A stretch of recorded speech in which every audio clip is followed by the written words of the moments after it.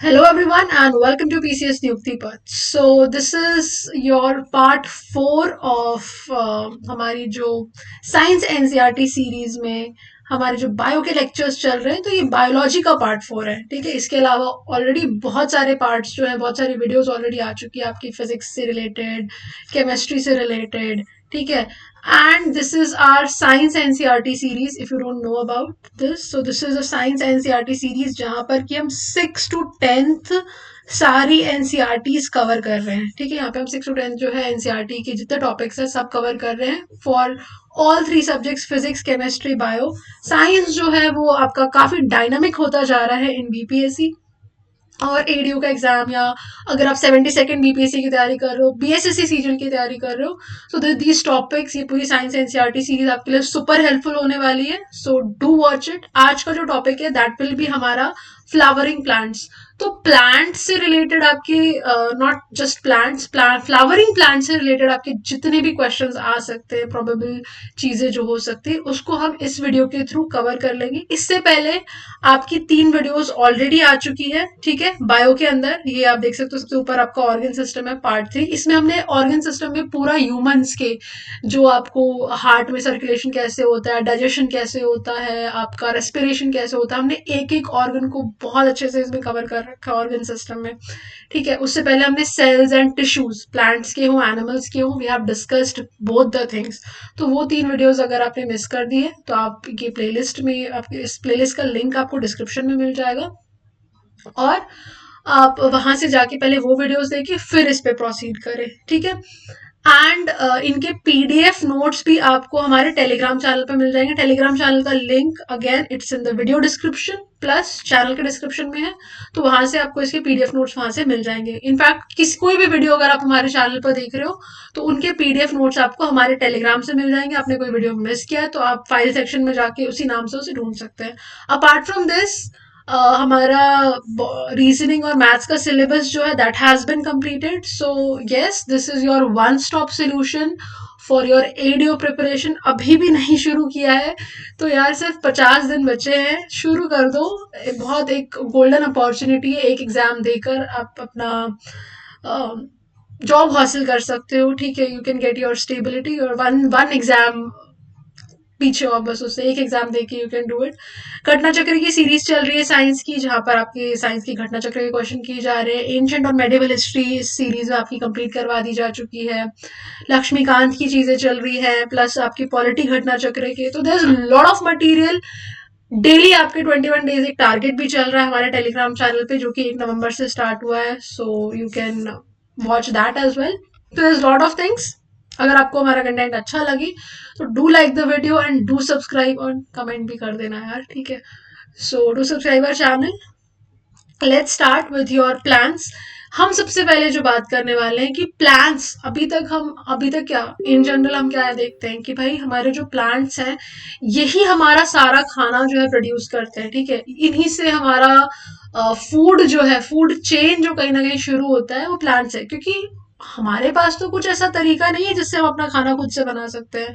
हम प्लांट से फूड तोड़ के लाते हैं, चाहे आपका फ्रूट्स हो या आपके वेजिटेबल्स हो, और फिर हम उसे कुक करके खाते हैं. वी कैन नॉट क्रिएट, हम कार्बन डाइऑक्साइड या फिर आपका पानी वगैरह लेके हम अपना खाना खुद से नहीं बना सकते हैं.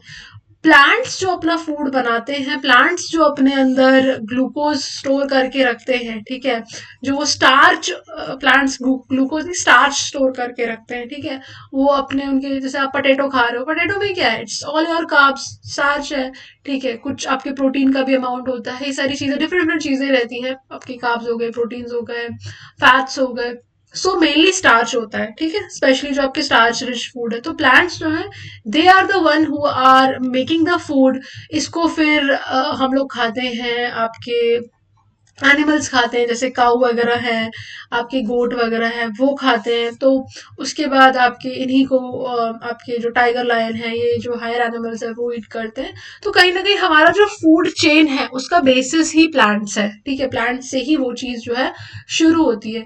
नाउ द क्वेश्चन इज, हम बचपन से पढ़ते आ रहे हैं कि प्लांट्स जो है they are the producer, they can make their own food, और इसीलिए हम उन्हें क्या बोलते हैं, we call it as autotrophic ठीक है, ये ऑटोट्रॉफिक होते हैं। ऑटो मतलब हो गया कि ये खुद से खाना बना रहे हैं, और ट्रॉफिक मतलब फूड।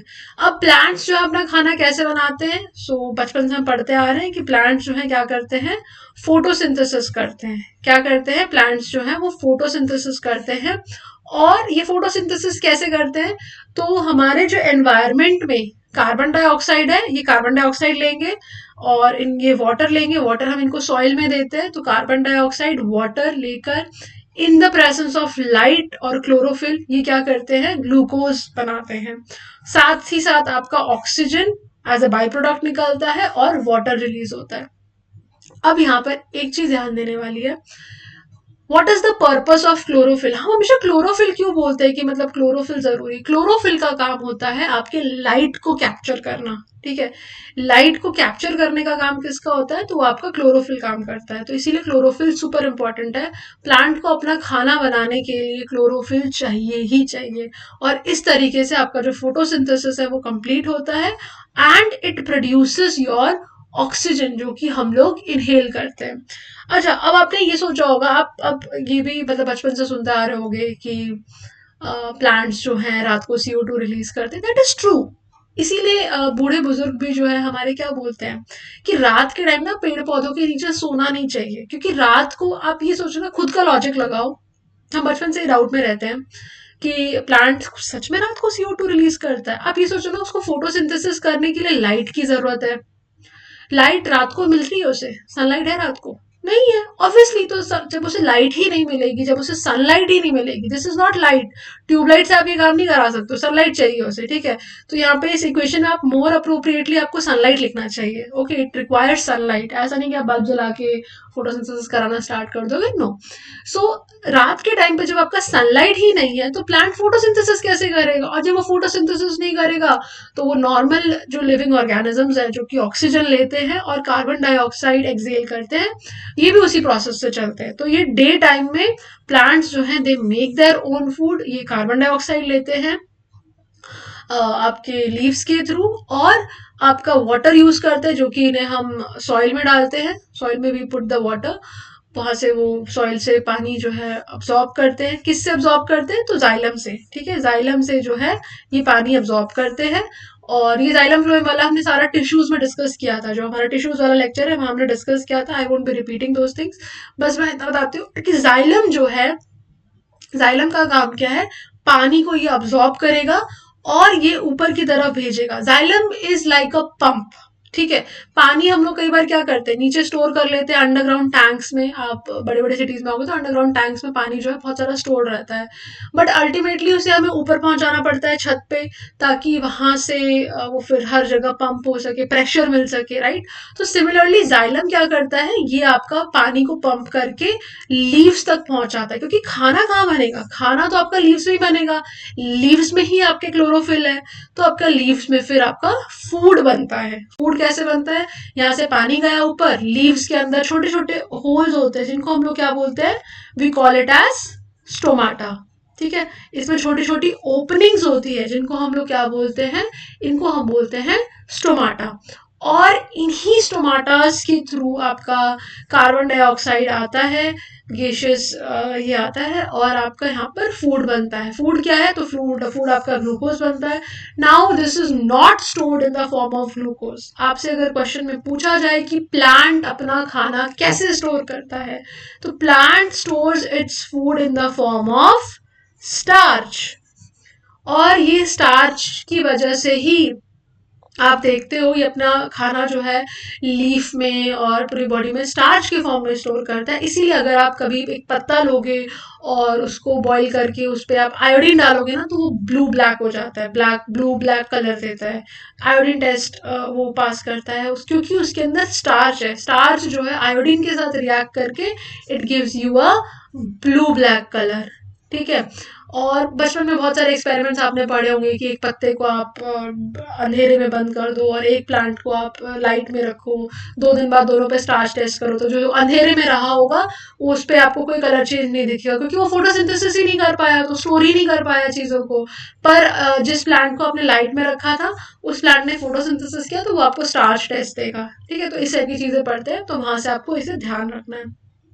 ओके, ये आ जाते हैं अब हम लोग। दिस इज योर लीफ, ठीक है। लीफ में अब क्या होता है, ये जो आपको मेन जो रिब्स दिखते हैं ना, आपने पीपल का पत्ता देखा होगा, उस पर आपको इस तरह से रिब्स दिखते हैं, फिर छोटे छोटे ब्रांचेस दिखते हैं इस तरीके से। तो एक आपने देखा होगा प्लांट में एक बड़ा सा मोटा सा बीच वाला एक डंडी टाइप्स होती है, राइट, लीव्स में, ठीक है, नॉट प्लांट पे, लीव्स में। वो जो बीच वाली डंडी होती है, इसको हम लोग क्या बोलते हैं, this is known as midrib. और इसके बाद आपके ऐसे धीरे धीरे इस तरह से बहुत सारे छोटे छोटे वेन्स जा रहे होते हैं प्लांट्स में। और एक फन फैक्ट ये है कि आपका जो वैस्कुलर बंडल्स हैं, जाइलम और फ्लोएम, वो ये जो मोटे मोटे होते हैं ना, इन्हीं के पास होते हैं, ठीक है, इन्हीं में आपके वैस्कुलर बंडल्स होते हैं। वैस्कुलर बंडल्स का काम क्या है, तो we have two vascular bundles, एक हो गया आपका जाइलम, दूसरा हो गया आपका फ्लोएम। जाइलम का काम है भाई पानी को, क्योंकि पानी तो हम लीव्स को नहीं देते हैं, और लीव्स को दे भी देंगे तो वो भाई नहीं एब्जॉर्ब कर पाएगा, ठीक है। पानी हम किसको देते हैं, we put the water in the soil, ठीक है, सॉइल में हम पानी डालते हैं, वहां सॉइल से पानी को लीफ के पास कौन लेकर जाता है, तो उसके लिए आपके पास एक टिश्यू है जिसको हम बोलते हैं जाइलम।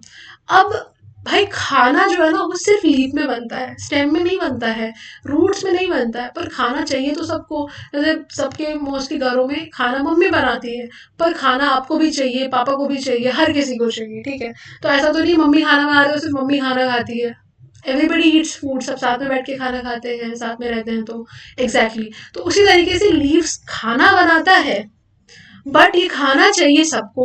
अब ये खाना सबको लेकर कौन जाएगा सबके पास, तो ये काम आपका फ्लोएम को दिया हुआ है। तो फ्लोएम जो है ये आपका ट्रांसपोर्ट करता है फूड को, ठीक है, ये फूड को। अब लीफ है, तो जाइलम जो है, जाइलम का काम क्या है, ऊपर की तरफ, लीफ तो ऊपर रहते हैं, जाइलम जो है ये ऊपर की तरफ ही पानी को पुल करता है, ठीक है, पंप करता है, ऊपर की साइड में पानी को पंप करता है, अपवर्ड डायरेक्शन में पानी को ये पंप करता है। वेराज फ्लोएम, क्योंकि अब खाना जो है वो भाई हर एक कोने कोने को चाहिए, रूट्स को चाहिए, आपके लीव्स को चाहिए, आपके स्टेम को चाहिए, तो ये आपका मल्टी डायरेक्शनल काम करता है, ये हर जगह हर एक कोने में, ये चारों तरफ जो है ये ट्रांसपोर्ट इसका होता है। तो फ्लोएम इस तरीके से। अब ये जाइलम और फ्लोएम होते कहाँ पर है, तो ये लीव्स के आपके ये जो मिडरिब वाले सेक्शन है ये यहाँ पर होते हैं, ओके।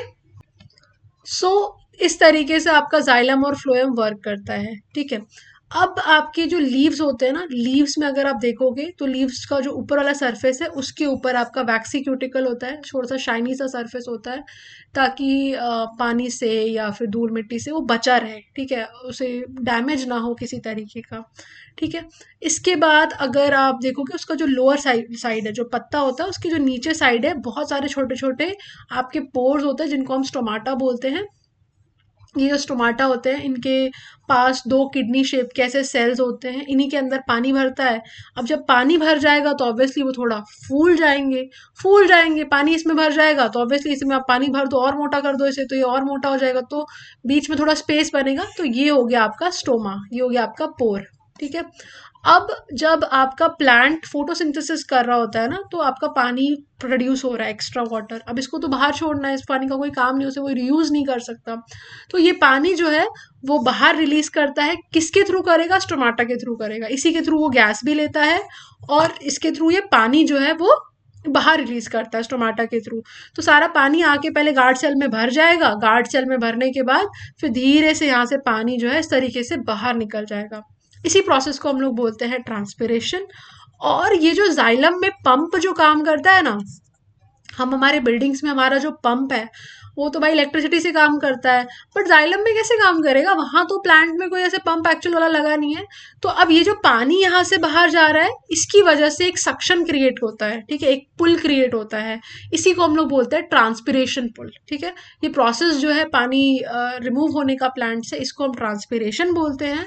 और इसकी वजह से जो एक सक्शन क्रिएट होता है, क्योंकि ऊपर से पानी बाहर जा रहा है, भाग रहा है, अब ऊपर से पानी अगर आपका भाग रहा है तो क्या होगा, ऊपर एक वैक्यूम क्रिएट होगा, तो उससे आपका पानी जो है ऊपर की तरफ पुल होने लगेगा, एक सक्शन क्रिएट होगा, और इसी प्रोसेस की वजह से आपका जाइलम में जो पानी है वो ऊपर चढ़ने लगता है, एक अपवर्ड मूवमेंट आता है, ठीक है। किस तरीके से हम फ्रूटी जब when we are having Frooti, so उस टाइम पर भी हम जो स्ट्रॉ को यूज करते हैं नारियल पानी पीते टाइम या फिर फ्रूटी पीते टाइम, स्ट्रॉ में भी हम यही मेथड यूज करते हैं, हम सक्शन क्रिएट करते हैं अपने माउथ से, एंड बिकॉज ऑफ विच आप जो फ्रूटी है वो या नारियल पानी जो है वो पी पाते हो, राइट। सिमिलरली इसी टाइप का ट्रांसपिरेशन पुल क्रिएट हो जाता है क्योंकि यहाँ से पानी निकल रहा होता है, ठीक है, और इसी वजह से आपका जो जाइलम है उसमें पानी ऊपर की तरफ बढ़ रहा होता है। ओके, अब बात करते हैं फोटोसिंथेसिस की। तो फोटोसिंथेसिस के प्रोसेस को अगर हम ब्रेक डाउन करें तो सबसे पहले इंपॉर्टेंट चीज है आपका लाइट कौन अब्जॉर्ब करता है, सनलाइट को कौन अब्जॉर्ब करता है, तो क्लोरोफिल, ठीक है। क्लोरोफिल इसीलिए बहुत इंपॉर्टेंट है क्योंकि उसका काम है आपका सनलाइट को अब्जॉर्ब करना। अब मैं आपको एक ना फूड फॉर थॉट दे रही हूँ, और अगर इसको आपने सर्च नहीं करा ना तो you will be at loss, ठीक है। ऑल्दो मैं ये बोलूंगी कि आप कमेंट करना, और जो भी कमेंट करेगा उसका कमेंट मैं पिन करूंगी ताकि और भी जो बच्चे हैं जो कि नहीं कर रहे हैं उनका भी भला हो जाए। तो आप मुझे ये बताना कि हमारा जो क्लोरोफिल होता है ना वो कौन से एलिमेंट से बना हुआ होता है, ठीक है। तो ये जो क्वेश्चन है किस एलिमेंट से बना होता है, ये क्वेश्चन बहुत बार आपका सीडीएस में यूपीएससी ने पूछा हुआ है। तो ये this is one of the favourite question कि chlorophyll is made up of, जैसे आपका हीमोग्लोबिन आयरन से बना होता है वैसे ही क्लोरोफिल जो है उसमें आपका एक सेंट्रल एक आयन होता है जिसको, इसीलिए हम लोग ना सैलड खाने का रीजन हमारा यही है। सैलड जो बोलते हैं ना कि सैलड खाना चाहिए, तो उससे हमें क्लोरोफिल मिलता है और उससे हमारी वो जो डेफिशिएंसी होती है उस एलिमेंट की वो पूरी हो जाती है, ठीक है। वो एलिमेंट आपको सर्च करना है एंड आपको कमेंट करना है। जो सबसे फर्स्ट कमेंट करेगा उसका कमेंट मैं पिन करूंगी ताकि बाकी लोगों का भी भला हो सके, ठीक है। All I can tell you but this is your homework, ताकि आप भी कुछ होमवर्क कर सके। ओके, सो क्लोरोफिल में कौन सा एलिमेंट होता है, ये सुपर इंपॉर्टेंट क्वेश्चन है, ये ध्यान रखना। क्लोरोफिल क्या करता है, तो this absorbs your sunlight, sunlight की एनर्जी को अब्सॉर्ब करता है और ये लाइट एनर्जी को केमिकल एनर्जी में कन्वर्ट करता है। इससे क्या होता है, इससे आपका जो वाटर का मॉलिक्यूल है H2O जो है it breaks down into hydrogen and oxygen. क्योंकि अल्टीमेटली क्या बनाते हैं हम लोग, अगर आपने यहाँ नोटिस किया हो तो कार्बन डाइऑक्साइड और वाटर को यूज करके हम लोग ग्लूकोज बना रहे हैं, ठीक है। तो ये आपके जो हाइड्रोजन, जो आपका वाटर का मॉलिक्यूल है, इसे हाइड्रोजन और ऑक्सीजन में ब्रेक करता है ताकि रिएक्शन होके आपका क्या बन सके, ग्लूकोज बन सके, ठीक है। फिर आपका जो कार्बन डाइऑक्साइड है उसको रिड्यूस करता है किसमें, कार्बोहाइड्रेट्स में। तो अभी आपको ऑक्सीडेशन और रिडक्शन पढ़ा होगा आपने बचपन में। क्या होता है ऑक्सीडेशन, अगर आप ऑक्सीजन गेन कर रहे हो या फिर हाइड्रोजन को लूज कर रहे हो तो उसको क्या बोलते हैं हम लोग, ऑक्सीडेशन। रिडक्शन में क्या होता है, या तो आप हाइड्रोजन को गेन कर रहे हो या तो आप ऑक्सीजन को लूज कर रहे हो, तो इसको बोलते हैं रिडक्शन। तो यहाँ पर क्या हो रहा है, कार्बन डाइऑक्साइड में हाइड्रोजन आके ऐड हो रहा है, ठीक है। ये CO2 वाला जो स्ट्रक्चर है इसमें आपके हाइड्रोजन आके ऐड हो रहे हैं। So this will be what, this will be your carbohydrate में वो रिड्यूस हो रहा है, ठीक है, रिडक्शन हो रहा है। क्योंकि इसके पास देखो, अब आप बोलोगे कि ऑक्सीजन भी तो है, पर ऑक्सीजन तो इसके पास पहले से ही था। तो जो चीज आके ऐड हो रही है वो क्या है, वो हाइड्रोजन आपका ऐड हो रहा है, राइट। तो इसीलिए हम बोल रहे हैं कि कार्बन डाइऑक्साइड जो है it is getting reduced into the carbohydrate which is your glucose, ठीक है। तो C6H12O6 इस तरीके से आपका बन जाता है। तो ये 2-3 चीजें हैं जो कि फोटोसिंथेसिस के टाइम पर होती है।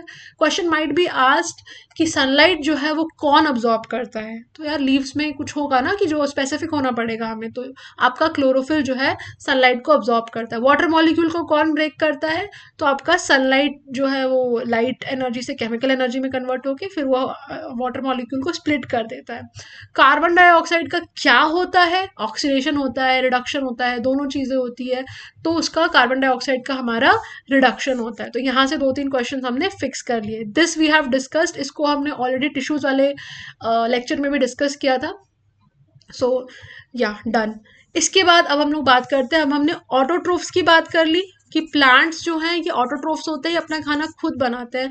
बट कई बार जो प्लांट्स होते हैं ना ये पैरासाइट जैसे भी होते हैं। जैसे सबसे बेस्ट एग्जांपल आपका अमरवेल, ठीक है, ये कस्क्यूटा। आपने देखा होगा कि ये आपके आम के पेड़ पे या किसी भी पेड़ पे इस तरीके से पूरा लग जाता है। और ये क्या करता है, इसे पैरासाइट क्यों बोलते हैं, क्योंकि ये सारा जो खाना है ये आपका होस्ट प्लांट से लेता है। ये जिस भी पेड़ पे लगता है ना ये उसी से अपना एनर्जी लेगा, ये अपना खाना खुद नहीं बनाता है, ठीक है।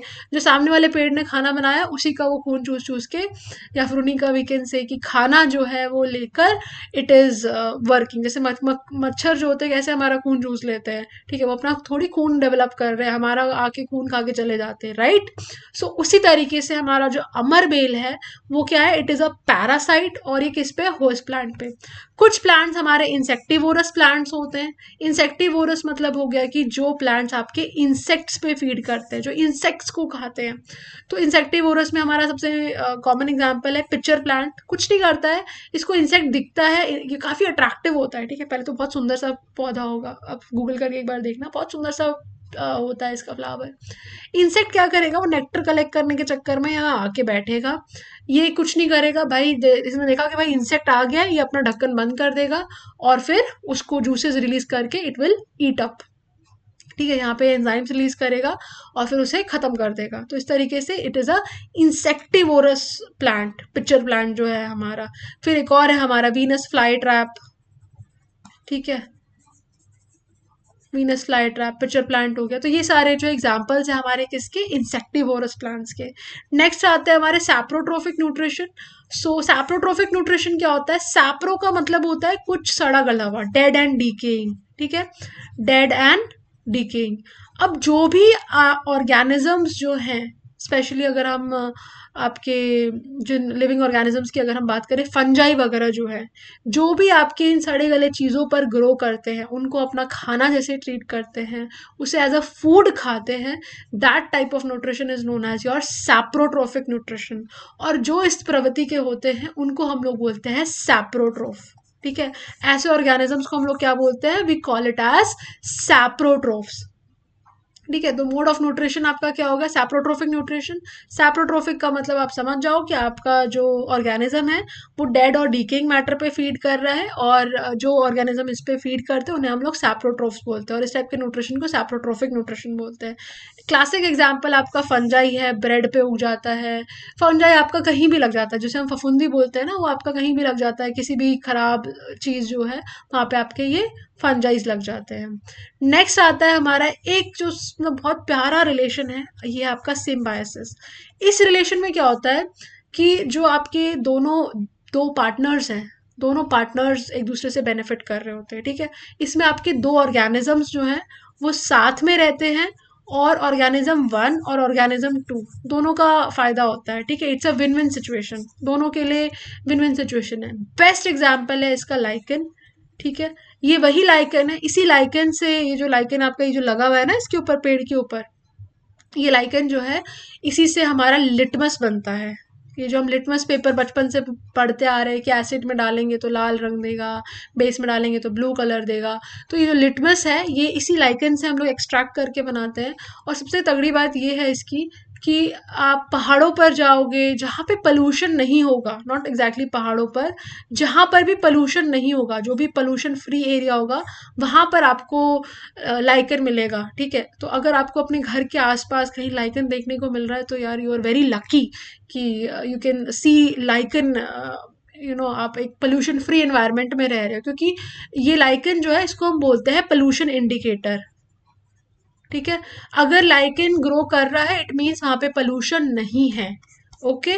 अगर लाइकेन वहां पे नहीं मिल रहा है तो या obviously you are very unlucky that आप पोल्यूशन वाले एरिया में रह रहे हो, आपके लंग्स, आपकी बॉडी अनहेल्दी जोन में रह रही है। और अगर आपके आसपास लाइकन दिख रहा है सो बी ग्रेटफुल कि आप एक अच्छी जगह पे रह रहे हो, ठीक है। तो लाइकन जो है इनको हम लोग पोल्यूशन इंडिकेटर भी बोलते हैं, इससे लिटमस भी बनता है। और लाइकन जो है इट इज़ अ एक सुपर अच्छा example of symbiotic relationship.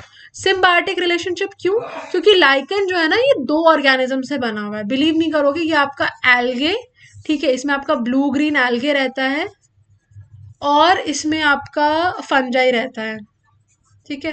Fungi और ब्लू ग्रीन एल्गे से मिलकर आपका लाइकन बना है। अब आप इसमें सोच रहे होगे कि दोनों को क्या फायदा है।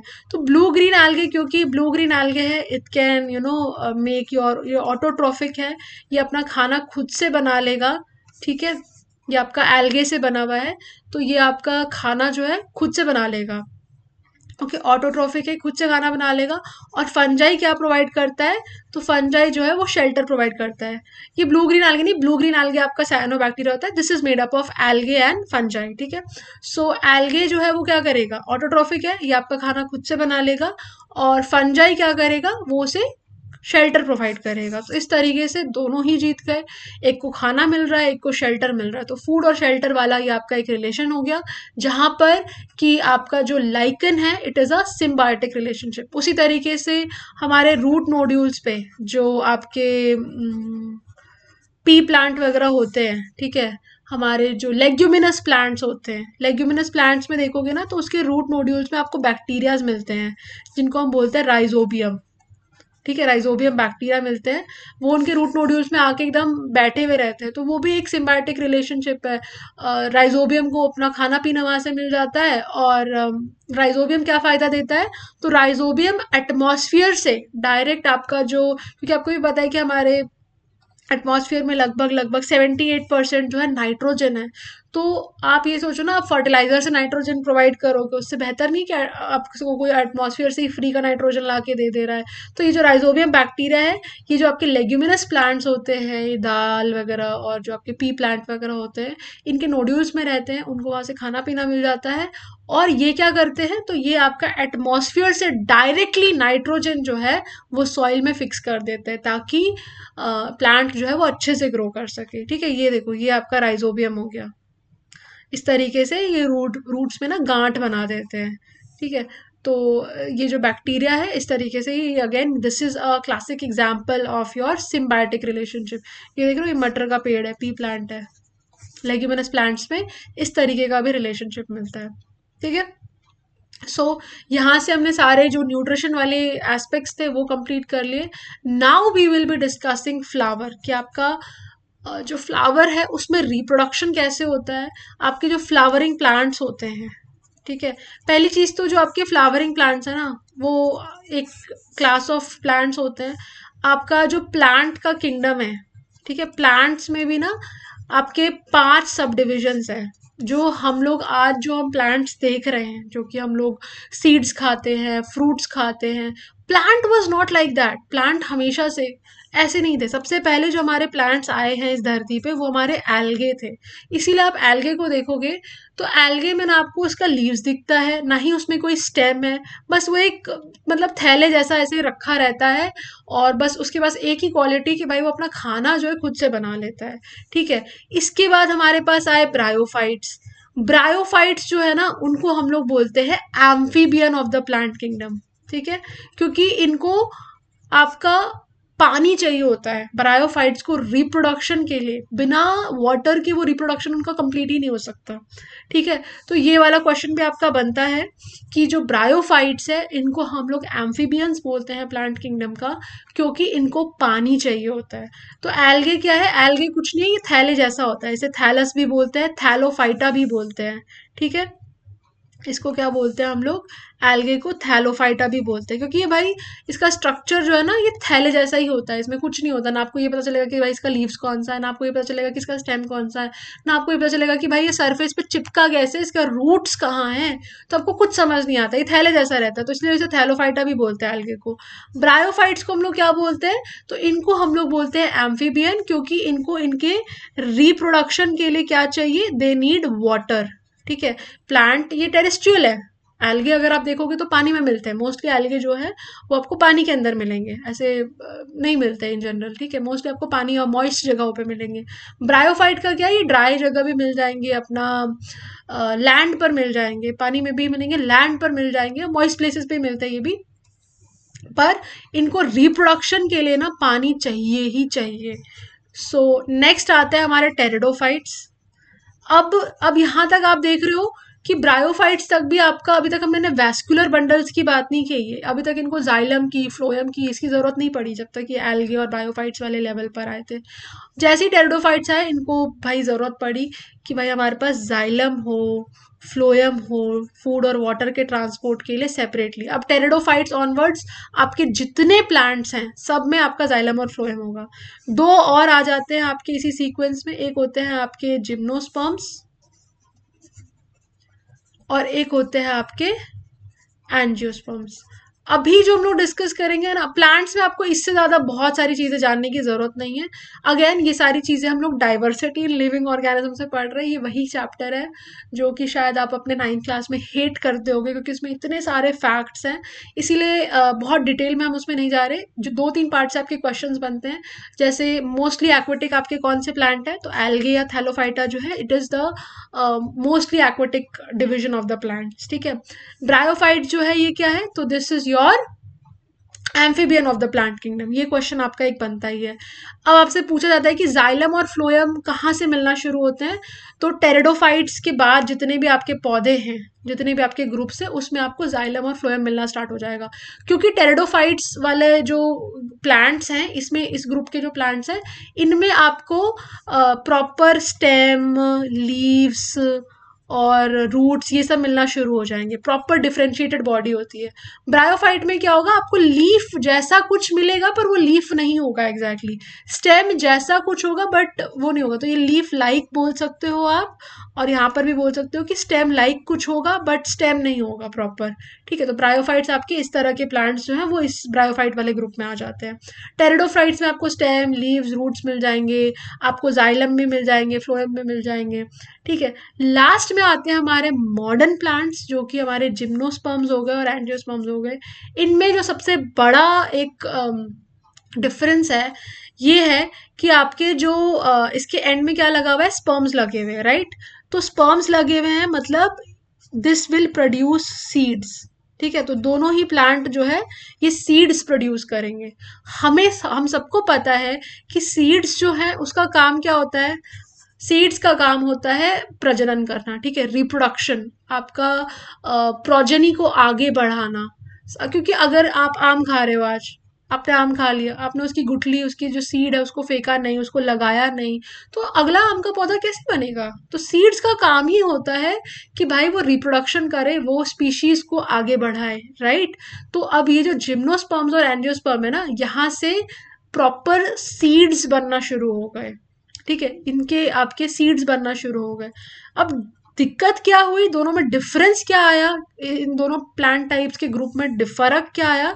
तो जो जिम्नोस्पर्म्स है ना, ये नेकेड सीड्स प्रोड्यूस करते हैं।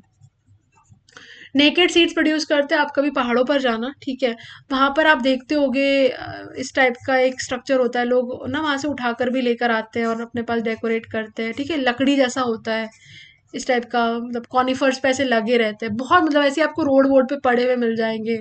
और लोग उसे लोअर जो रीचेस होते हैं, जैसे आप बहुत जैसे ये ना कॉनिफर्स वाले जो पौधे होंगे, ये आपको बहुत हाइट पर मिलेंगे। आप नैनीताल चले जाओ तो वहां पर मिल जाएंगे, अल्मोड़ा जाओ और ऊपर तो मिलेंगे, उससे नीचे आ जाओ तो नहीं मिलेंगे, देहरादून वगैरह में भी नहीं मिलेंगे। ठीक है।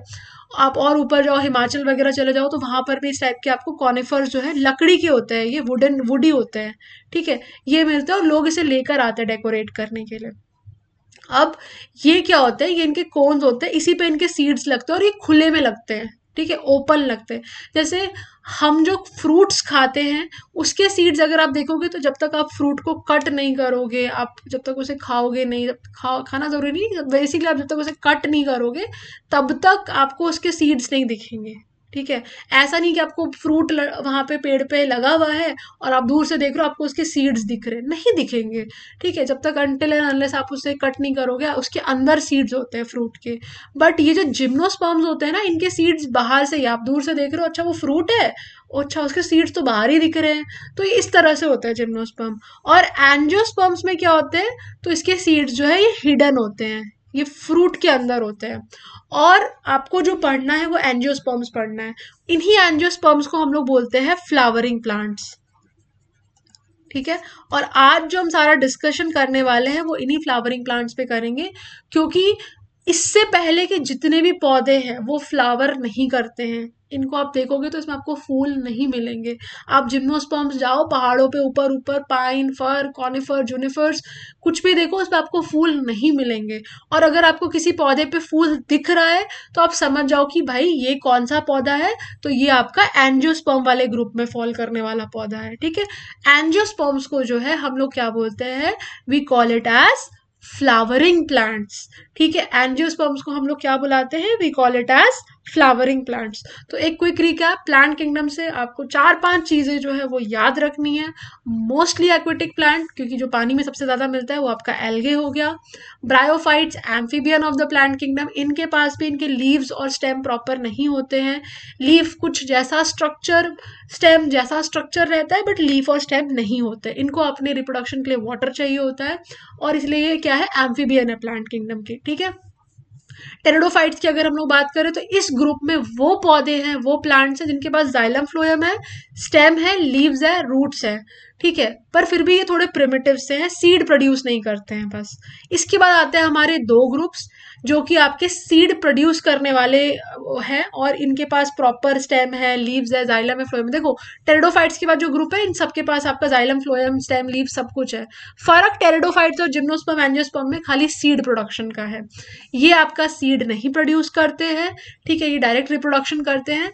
और ये जिम्नोस्पर्म और एंजियोस्पर्म जो है ये सीड्स के थ्रू रिप्रोडक्शन करते हैं। अब बोलोगे कि आप जिम्नोस्पर्म एंजियोस्पर्म में क्या डिफरेंस है, तो भाई एक जो है ये ओपन सीड्स प्रोड्यूस करते हैं, इनके सीड्स बाहर विजिबल होते हैं, नेकेड होते हैं इनके सीड्स, जबकि एंजियोस्पर्म्स के जो सीड होते हैं वो फ्लावर के अंदर भाई छुपे हुए होते हैं, और यही फ्लावर जो है बाद में आपका फ्रूट बनता है। अब हम देखेंगे कि ये फ्लावरिंग प्लांट्स जो है बेसिकली, इन फ्लावरिंग प्लांट्स में ये जो आपके एंजियोस्पर्म्स है वो रिप्रोड्यूस कैसे करते हैं, फ्लावर से फ्रूट कैसे बन जाता है, फल कैसे बन जाता है, ठीक है, तो उसको भी अभी हम साथ में डिस्कस करेंगे।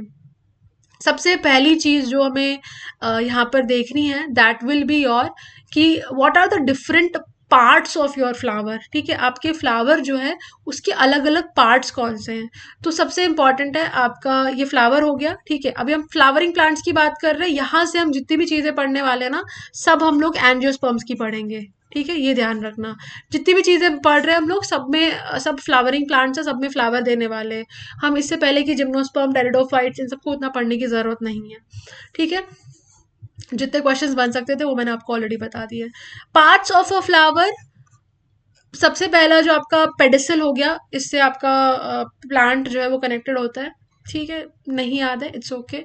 3-4 पार्ट जो है आपको वो ध्यान में रखना। एक हो गया आपका कैलिक्स, आप वो देखते हो ना छोटे छोटे, वो जो ग्रीन वाला पार्ट होता है, जैसे जब आपका गुलाब का जब गुलाब का जो बड होता है वो बंद होता है, तो वो एक हरे हरे रंग के उससे कवर्ड होता है, ठीक है। जब वो खुलता है फिर उसके अंदर से लाल लाल पत्तियां निकलती है, पेटल्स निकलते हैं, तो वो जो हरा वाला पार्ट होता है उसको हम लोग बोलते हैं कैलिक्स, ठीक है, या फिर इसी को हम लोग क्या बोलते हैं, सेपल्स, ठीक है।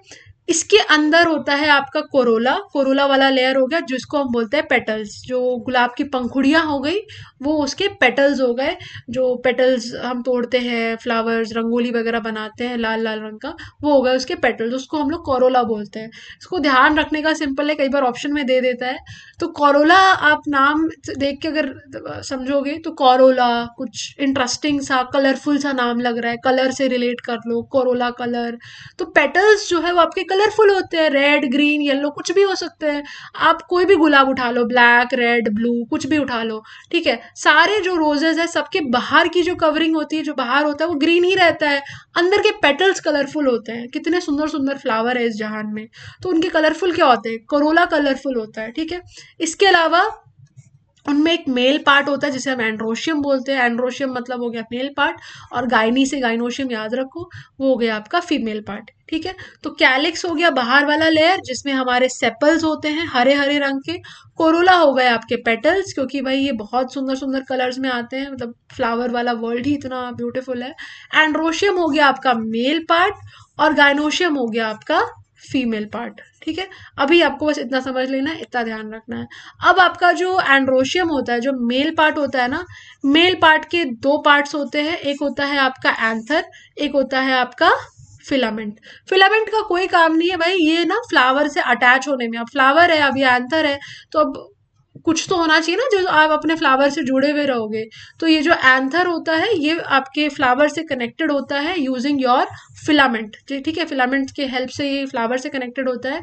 ये जो एंथर होता है ना, ये हवा में आगे पीछे से हिल सकता है, ठीक है, ये हवा में ऐसे आगे पीछे इट कैन मूव, ये इस चीज पे यहाँ पे फ्लेक्सिबल होता है, ठीक है। इसके आपके 4 कंपार्टमेंट्स होते हैं इस तरीके से, और इन्हीं 4 कंपार्टमेंट्स में आपके पोलन ग्रेन्स बन रहे होते हैं। ये देख रहे हो, ये एक कंपार्टमेंट हो गया, दूसरा हो गया, तीसरा हो गया, चौथा हो गया। इन्हीं कंपार्टमेंट्स में आपके पोलन ग्रेन्स बन रहे होते हैं, और इन्हीं पोलन ग्रेन्स के अंदर हमारा क्या प्रोड्यूस होता है, मेल गैमेट प्रोड्यूस होता है फ्लावर का। ठीक है, ओके। तो एंथर हो गया, फिलामेंट, दो ही पार्ट्स होते हैं एंड्रोशियम के। फिलामेंट का कोई काम नहीं है भाई, वो प्लांट से जुड़ा रहने में, फ्लावर से जुड़ा रहने में हेल्प करता है।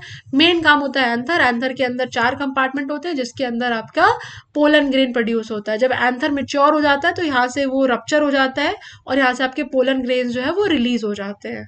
ठीक है, कैसे रिलीज होता है, तो भाई हवा में जब फ्लावर ऐसे मूव कर रहा होगा तो आपके जो पोलन ग्रेन्स है वो ऐसे झड़ जाते हैं। 2-3 चीज़ें जो कई बार पूछ ली जाती है एग्जाम में, सिंगल मतलब वन डे एमसीक्यू फॉर्मेट में, वो ये होता है कि जो हमारा पोलन ग्रेन होता है ना, ये मतलब बहुत सॉलिड चीज़ है। इट्स लाइक कि ये पोलन ग्रेन्स के ना हमें फॉसिल्स मिलते हैं, क्योंकि ये आपका वर्ल्ड का सबसे रेसिस्टेंट ऑर्गेनिक मटेरियल है, मोस्ट रेसिस्टेंट ऑर्गेनिक मटेरियल है। ये जो पोलन ग्रेन है ना, इसके ऊपर 2 कवरिंग होती है, एक होता है एक्साइन, और अंदर वाली कवरिंग होती है इंटाइन। ठीक है, अब ये जो बाहर वाली कवरिंग है ना, ये सुपर सॉलिड कवरिंग है, ऑर्गेनिक मटेरियल है, still it is not biodegradable. मतलब it is organic material, but ये बहुत रेसिस्टेंट ऑर्गेनिक मटेरियल है। डिग्रेडेबल है, बायोडिग्रेडेबल है, बट ये इतना रेसिस्टेंट है, इतना रेसिस्टेंट है कि आपको 4000 साल पहले पुराना पोलन ग्रेन आपको अभी फॉसिल के फॉर्म में मिल सकता है। ठीक है, तो ये किस मटेरियल का बना रहता है, तो ये स्पोरोपोलेनिन का बना हुआ रहता है। बहुत ही ज्यादा मतलब टफ मटेरियल होता है, कोई भी चीज़ इसको खराब नहीं कर सकता, डिग्रेड नहीं कर सकता। अभी तक ऐसा कुछ हमें मिला नहीं है। अब आप सोचोगे इतना खतरनाक मटेरियल का इसका कवरिंग है, तो इससे मेल गैमेट कैसे बाहर आता होगा। तो भाई नेचर के पास अपने खुद के तरीके होते हैं। एक छोटा सा ना यहाँ पे एक होल होता है जहां से ये बाहर आ सकता है, इसी को हम लोग बोलते हैं जर्म पोर।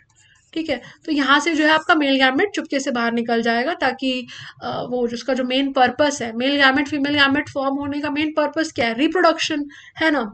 तो ये आपका जर्म पोर होता है, यहाँ से मेल गैमेट जो है वो बाहर आ सकता है। तो स्पोरोपोलेनिन यहाँ पर ध्यान रखने वाली चीज है, मोस्ट रेसिस्टेंट ऑर्गेनिक मटेरियल है, किसका होता है, तो ये आपका पोलन ग्रेन को कवर करता है। ठीक है, नेक्स्ट आ जाते हैं। नेक्स्ट हम लोग बात कर लेते हैं गाइनोशियम की। ओके, अब गाइनोशियम की अगर हम लोग बात करें तो इसमें आपके 3 पार्ट्स होते हैं, एक होता है स्टिग्मा, स्टाइल, और एक हो गया ओवरी। ठीक है, स्टिग्मा, स्टाइल, ओवरी, और उसके ओवरी के नीचे, ओवरी जो है आपका ये थैलेमस होता है। बेसिकली आपका थैलेमस हो गया, इसके ऊपर आपकी ओवरी होती है, और इसी को कवर करके आपके यहाँ से थैलेमस के पास से पेटल्स लगे हुए रहते हैं इस तरीके से। ठीक है, कलरफुल कलरफुल, बेसिकली ओवरी को आपके कवर करके ढक के रखते हैं वो। और इधर से ही आपके फिर वो हरे हरे सेपल्स लगे रहते हैं। किसी फ्लावर को कभी तोड़ के देखना, और फिर आप देखना कि नीचे से जो थिक थिक पार्ट सा, मोटा सा पार्ट दिखेगा, एग जैसा पार्ट दिखेगा, ओवल शेप का पार्ट दिखेगा, not egg, this is not a egg, Oval shape का पार्ट दिखेगा, दैट इज ओवरी। ओवरी के नीचे आपका थैलेमस होता है, और थैलेमस से पास से ही आपका ये जो डंडी जैसा निकलता है, इसी से आपका फ्लावर जो है वो प्लांट से अटैच्ड रहता है। मेन जो आपका गाइनोशियम है, गाइनोशियम बोल लो, या फिर इसको हम लोग पिस्टल बोलते हैं, कार्पेल बोलते हैं। ठीक है, 3 नाम आप इसको बोल सकते हो, पिस्टल, कार्पेल या गाइनोशियम। इसको क्या बोलते हैं हम लोग, एंथर और स्टिग्मा को हम लोग क्या बोलते हैं, ये एंड्रोशियम हो गया, या फिर एंड्रोशियम की जगह आप इसको स्टेमन बोल सकते हो। ठीक है, एंड्रोशियम बोल लो या फिर आप इसे स्टेमन बोल लो, एक चीज आप इस पे से बोल सकते हो। और गाइनोशियम को आप पिस्टल, कार्पेल या गाइनोशियम बोल लो। इसके सिर्फ 3 ही पार्ट्स होते हैं, स्टिग्मा, स्टाइल और ओवरी। ठीक है, यही 3 पार्ट्स है, थैलेमस इसका पार्ट नहीं है। ठीक है, वो थैलेमस जो है उसके ऊपर बस ओवरी जो है वो रेस्ट कर रहा है। ठीक है, thalamus is not the part of gynoecium. 3 he part है। फंक्शन क्या है, तो स्टिग्मा जो है ना थोड़ा स्टिकी स्टिकी सा होता है, ये स्टिकी सा होता है। ये इसका काम क्या है, इसका काम है कनेक्शन करना। और ओवरी का जो काम है वो मेन काम है, ये आपके फीमेल गैमेट को रखता है।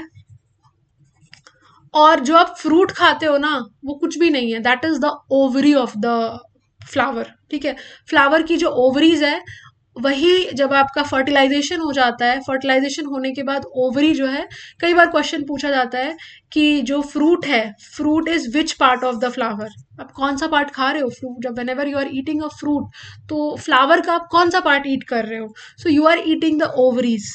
ठीक है, ओवरीज के अंदर आपके छोटे छोटे वो होते हैं, ओव्यूल्स होते हैं, ओव्यूल्स के अंदर आपके क्या होंगे, तो फीमेल गैमेट होती है। ठीक है, इन्हीं ओव्यूल्स के अंदर क्या होंगे, फीमेल गैमेट होंगे। तो एक ओवरी के अंदर बहुत सारे ओव्यूल्स हो सकते हैं। आप देखते हो ना, जब आप वाटरमेलन खा रहे हो, गावा खा रहे हो, टमेटोज देख रहे हो, तो उसमें बहुत सारे सीड्स होते हैं। वही अगर आप मैंगो देखोगे और लीची देखोगे, इन सब में आपके सिंगल सिंगल सीड्स होते हैं, एक सीड होते हैं। वेराज आप अगर कुछ गावा वगैरह देखोगे, वाटरमेलन, आप पपाया देखो, उसमें मल्टीपल सीड्स होते हैं। तो एक ओवरी के अंदर बहुत सारे ओव्यूल्स होते हैं। ठीक है, इसी ओव्यूल के अंदर आपका फीमेल गैमेट होता है। ये फीमेल गैमेट को कौन फर्टिलाइज करता है, तो इस फीमेल गैमेट को आपका मेल गैमेट आके फर्टिलाइज करेगा। और जब इसे मेल गैमेट फर्टिलाइज कर देता है, तो ये एक इंपॉर्टेंट क्वेश्चन आपका बन जाता है कि ओवरी जो है फिर धीरे धीरे बड़ा हो जाता है, इट मेच्योर्स अप, और ओवरी जो है वो क्या फॉर्म करता है, तो इट फॉर्म्स द फ्रूट। ठीक है, फ्रूट कौन बनाता है, तो ओवरीज जो है वो आपका फ्रूट बनाते हैं, और ओवरी के अंदर जो छोटे छोटे बहुत सारे ओव्यूल्स थे, वो आपके सीड्स बन जाते हैं। ओके, तो ये सीड्स और फ्रूट को लेके क्वेश्चन पूछा जाता है कि आपका फ्रूट जो है वो कौन बनाता है, तो ओवरी बनाता है, और आपके सीड्स कौन बनाते हैं, तो ओव्यूल्स बनाते हैं। इसको लेके क्लैरिटी रखना। होता क्या है, पोलन ग्रेन आपका यहाँ एंथर से, भाई अब ये रिलीज हो गया हवा में, अब ये पोलन ग्रेन क्या होगा, ये आके ये स्टिग्मा पे चिपक जाएगा। ठीक है, ये यहाँ पर आके लग जाएगा, क्योंकि स्टिग्मा कैसा है, स्टिकी है। अब धीरे धीरे जो पोलन ग्रेन है, उसके अंदर की जो एंजाइम्स है, यहाँ पर एक अपना रास्ता बनाएंगे, और स्टिग्मा के थ्रू ये अपना एक ट्यूब बनाते हैं, ट्यूब, पोलन ट्यूब बनाते हैं, अपना एक रास्ता बना लेते हैं। और स्टाइल के थ्रू होते हुए, जैसे वहां पर फिलामेंट का क्या काम है, एंथर को फ्लावर से कनेक्टेड रखना, उसी तरीके से आपका जो स्टाइल है, उसका बस एक ही काम है कि वो आपके स्टिग्मा को ओवरी से कनेक्ट करता है। क्योंकि जो आपका ओवरी है वो कैसे रिसीव करेगा मेल गैमेट को, पोलन ग्रेन को कैसे रिसीव करेगा, तो स्टिग्मा जो है वो आपके पोलन ग्रेन को रिसीव करता है, और स्टिग्मा पोलन ग्रेन को रिसीव करने के बाद इसमें आपका जो पोलन ग्रेन है वो अपना रास्ता बनाता है स्टाइल के थ्रू, और फाइनली आपके ओवरी के अंदर वो पहुंच जाता है। ओवरी के अंदर जब वो आपका पोलन ग्रेन पहुंच जाता है, तो आपका जैसे ये ओवरी के अंदर पहुंच जाएगा, वो वहाँ पे आपके मेल फीमेल गैमेट को फर्टिलाइज करेगा, और फिर आपके जो ओव्यूल्स है वो क्या बन जाएंगे, सीड्स बन जाएंगे मेच्योर होके, और ओवरी जो है वो मेच्योर होते होते आपका फ्रूट बन जाएगा। ठीक है, अब ये जितना आपको सिंपल लग रहा है ना अंदर का स्ट्रक्चर, उतना स्ट्रक्चर ईजी है नहीं। ठीक है, अब आपका जो ओव्यूल है, ओव्यूल के अंदर आपका पूरा जो जो आपका एग है, उसका पूरा ना अपैरेटस होता है। मतलब इट्स नॉट लाइक कि आपका सिंगल एक एग सेल जो है वहां पे रखा हुआ है, पूरा एग का ना अपैरेटस होता है। और इससे आपका यूपीएससी ने भी कई बार क्वेश्चन पूछा है। एक ही क्वेश्चन इसमें पूछा जाता है कि जो एंजियोस्पर्म होता है, उसका जो एग अपैरेटस है, या फिर जो उसका एम्ब्रियो सैक है, ठीक है, इसको हम लोग क्या बोलते हैं, एग अपैरेटस, या फिर हम we can call it as embryo sac. तो एग अपैरेटस बोल लो या एम्ब्रियो सैक बोल लो, उसके अंदर कितने न्यूक्लियस होते हैं और कितने सेल्स होते हैं, तो ये थोड़ा कंफ्यूजिंग होता है, क्योंकि इसके अंदर आपको 3 एंटीपोडल्स मिलेंगे। ठीक है, सबसे पहले जब आपका मतलब मेल गैमेट आता है ना, तो उसको ये माइक्रोपाइल होता है। आप चना भिगोते होगे घर पे, तो चने के पास आप देखते हो ना, एक छोटा सा एक स्मॉल सा एक ओपनिंग होता है, एक स्मॉल सा होल होता है। ठीक है, वो होल क्या होता है, तो वो आपका माइक्रोपाइल होता है। वो उसी जगह पर आपका ये माइक्रोपाइल था जहां से कि आपका मेल गैमेट ने एंट्री लिया होगा, पोलन ग्रेन ने एंट्री लिया होगा, उसी स्मॉल जो स्मॉल जो पोर है, उसी से आपका मेल गैमेट जो है उन्होंने एंट्री लिया होगा। ठीक है, तो माइक्रोपाइलर एंड, ये माइक्रोपाइल होता है, यहाँ से वो एंट्री लेता है, और यहाँ पर एक ऐसे फिंगर लाइक देख रहे हो फिलीफॉर्म अपैरेटस, वो उसे धीरे धीरे धीरे धीरे पुश करके आपका ये एम्ब्रियो सैक के अंदर भेजेगा। अब यहाँ पर क्या होते हैं, 2 सिनर्जिड्स होंगे, ये दिख रहे हैं बड़े बड़े 2 सेल सिनर्जिड्स होंगे। सिनर्जिड्स के बाद आपका एक एग सेल होगा, और आपका एक बड़ा सा सेल होगा, उसके अंदर आपके 2 पोलर न्यूक्लियाइज होंगे। ठीक है, तो अब आप देख सकते हो कि और लास्ट में जो ऑपोजिट एंड होगा वहां पे 3 एंटीपोडल्स होंगे। तो अब आप देख सकते हो कितने सेल्स है और कितने न्यूक्लियस है। सो 2 सिनर्जिड्स हो गए तो यहाँ पे आपके 2 सेल हो गए, एक एग सेल हो गया तो एक सेल हो गया। यहाँ पर जो आपका सेंटर है ना, सेंटर पे आपके पास न्यूक्लियस 2 होते हैं पर सेल एक ही होता है। तो ये हो गया आपका एक सेल। ठीक है, ये जो दोनों न्यूक्लियस है ये एक ही सेल के चट्टे बट्टे होते हैं, इसका 2 अलग अलग सेल नहीं होता, एक ही सेल होता है लेकिन न्यूक्लियस 2 होते हैं। और ऊपर आपका एंटीपोडल्स में 3 सेल हो गए, हर सेल में अपना एक न्यूक्लियस होता है। तो आपके सारे सेल्स आपने काउंट कर लिया, अब आप जोड़ लो, 3, एक एक और ये 2, यहाँ पे 4 हो गए और 3, 7 सेल हो गए। तो 7 सेल हो गया। लेकिन मैंने क्या बताया, ये जो बीच वाला जो सेल होता है, यहाँ पे 2 न्यूक्लियस होते हैं। सेल ये एक होता है लेकिन इसमें न्यूक्लियस एक एक्स्ट्रा होता है। तो 7 सेल और इसलिए न्यूक्लियस कितने हो गए, 8 न्यूक्लियस। तो ये आपसे क्वेश्चन में पूछा जाता है कि जो आपका प्लांट है, प्लांट का जो एम्ब्रियो सैक होता है, ठीक है, प्लांट के एम्ब्रियो सैक के अंदर आपका वो कितने सेल्स का और कितने न्यूक्लियस का अपैरेटस है। ठीक है, कितने सेल्स और कितने न्यूक्लियस है। तो आपके 8 सेल हो गए, सॉरी 8 न्यूक्लियस हो गए और 7 सेल हो गए। 8 न्यूक्लियस और 7 सेल का ये एक अपैरेटस हो गया, क्योंकि बीच में जो आपका सेंट्रल वाला सेल है उसके पास एक न्यूक्लियस एक्स्ट्रा है और इसको हम लोग बोलते हैं पोलर न्यूक्लियाई। इसका एक काम होता है, वो भी हम लोग डिस्कस कर लेंगे तो वहां से आपको समझ आ जाएगा। तो ये आपका क्वेश्चन बनता है 8 न्यूक्लियट और 7 सेल पे। इससे ज्यादा आपको इससे कुछ पढ़ने की जरूरत नहीं है। ठीक है, अब हम बात करते हैं इस तरीके से आपका मेल और फीमेल जो है सिस्टम प्लांट्स के अंदर, फ्लावर्स के अंदर, फ्लावरिंग प्लांट्स के अंदर। फ्लावरिंग प्लांट्स किसको बोलते हैं, तो कई बार क्वेश्चन आपसे पूछा जाता है कि which of the following is known as the flowering plants. इतना आसान क्वेश्चन है, सिंपल सी बात है, एंजियोस्पर्म्स को हम फ्लावरिंग प्लांट्स बोलते हैं। अब वहाँ पे आपको 4 ऑप्शन दे दिए जाएंगे, ठीक है, यही 4 ऑप्शन आपको चिपका दिए जाएंगे वहाँ पर। ठीक है, वहाँ पे लिख दिया जाएगा कि Thallophyta, bryophyta, pteridophyta, gymnosperm, angiosperm. ठीक है, यही 4 ऑप्शंस वहाँ पे आपको दिए रहेंगे और ये सुपर इजी क्वेश्चन होता है। आपका सिंपल सा आंसर है कि एंजियोस्पर्म्स को हम लोग क्या बोलते हैं, फ्लावरिंग प्लांट्स बोलते हैं, क्योंकि आपके जो एंजियोस्पर्म वाला ग्रुप है सिर्फ यही फ्लावर करता है, इसके अलावा कोई भी आपके प्लांट जो है इससे पहले वाले दे डू नॉट फ्लावर। ठीक है, नेक्स्ट आता है पॉलिनेशन। पॉलिनेशन आई होप आप लोग बचपन से पढ़ते आ रहे हो, the transfer of pollen grain from the anther to stigma is known as pollination. तो आपका जो पोलन ग्रेन जो है वो जब एंथर से स्टिग्मा पर जाता है इसको हम पॉलिनेशन बोलते हैं। आपके 2 टाइप के पॉलिनेशन हो गए, एक हो गया आपका सेल्फ पॉलिनेशन, एक हो गया क्रॉस पॉलिनेशन। जब अपने ही फ्लावर के अंदर अंदर पॉलिनेशन होता है इसको हम लोग बोलते हैं सेल्फ पॉलिनेशन। ठीक है, एक ही फ्लावर है, इसी का इसके पास मेल भी है फीमेल भी है, दोनों ही चीजें एक ही फ्लावर के ऊपर है।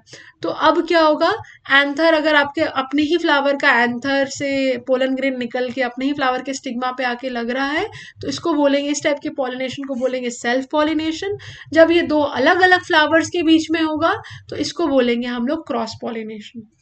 ठीक है, जब इस फ्लावर का एंथर दूसरे फ्लावर के स्टिग्मा को, दूसरे ओवरी को फर्टिलाइज कर रहा है तो इसे बोलेंगे क्रॉस पॉलिनेशन, क्योंकि ये पॉलिनेशन जो है ये 2 डिफरेंट फ्लावर्स पर हो रहा है। ओके, तो ये हमने डिस्कस किया, इस तरीके से आपके बहुत सारे पोलन ग्रेन्स आके स्टिग्मा पे लग जाते हैं, सब अपना अपना रास्ता बनाते हैं और रास्ता बना के ये जो रास्ता होता है इसे हम लोग क्या बोलते हैं, we call it as pollen tube, क्योंकि इसी पोलन ट्यूब के थ्रू आपका जो पोलन ग्रेन है वो आपका रास्ता बनाता है टुवर्ड्स द एम्ब्रियो सैक। ठीक है, ये ऐसा देख रहे हो, ये पूरा आपका एम्ब्रियो सैक यहाँ पर है, 3 एंटीपोडल, ठीक है, और 2 पोलर न्यूक्लियाई, एक एग सेल और सिनर्जिड कितने हैं, 2, टोटल कितने न्यूक्लियस हो गए, 8। ठीक है, लेकिन एक जो आपके 2 पोलर न्यूक्लियाई है वो एक ही उसके अंदर है, तो 8 न्यूक्लिएट और 7 सेल्ड, ये क्वेश्चन पूछा जाता है। ठीक है, सो इस तरीके से रास्ता बनाता है। अब रास्ता बनाकर ये यहाँ से आएगा पोलन ग्रेन और ये एग सेल को फर्टिलाइज करेगा। अब कैच ये है कि ये जो पोलन ग्रेन आता है ना आपका यहाँ से, ठीक है, एक और यहाँ पर कैच है कि जब आपका ये पोलन ग्रेन यहाँ से पोलन ट्यूब से आएगा, अब इस पोलन ग्रेन के अंदर ना आपके एक जेनरेटिव सेल होता है जो कि 2 मेल गैमेट्स प्रोड्यूस करते हैं। ठीक है, तो इन टोटल 2 मेल गैमेट्स जो हैं वो आते हैं कहाँ पर, ओवरी के अंदर फर्टिलाइज करने के लिए। अब आप सोचोगे कि 2 मेल गैमेट्स का क्या काम है, फर्टिलाइजेशन तो एक ही मेल गैमेट करेगा। यस, तो जो आपका फर्टिलाइजेशन है वो एक ही मेल गैमेट जो है वो करता है, ठीक है। यहाँ आपके सिनर्जिड्स है, यहाँ से आपका पोलन ग्रेन जो है वो अंदर आया, इसने क्या किए, दो मेल गैमेट्स प्रोड्यूस किए। एक मेल गैमेट क्या करेगा, आपका जो एग सेल था, एग के साथ फ्यूज करेगा, एग सेल प्लस एक मेल गैमेट आपका फ्यूज करेगा, और इससे आपका बनेगा क्या, इससे जो आपका मेन जाइगोट है, जो कि कल को फ्यूचर में जाके एम्ब्रियो बनेगा, आपका अगला पेड़ बनेगा, आपका अगला प्लांट बनेगा, फ्यूचर प्लांट बनेगा, ये हो गया आपका एग सेल के साथ जो फर्टिलाइज किया है एक मेल गैमेट, इसने जाइगोट प्रोड्यूस किया, और इस फर्टिलाइजेशन को हम लोग बोलते हैं सिनगैमी। क्योंकि सिन का मतलब होता है कि दो लोगों का कॉन्जुगेशन होना, ठीक है, साथ में आना, तो इसे बोलते हैं सिनगैमी।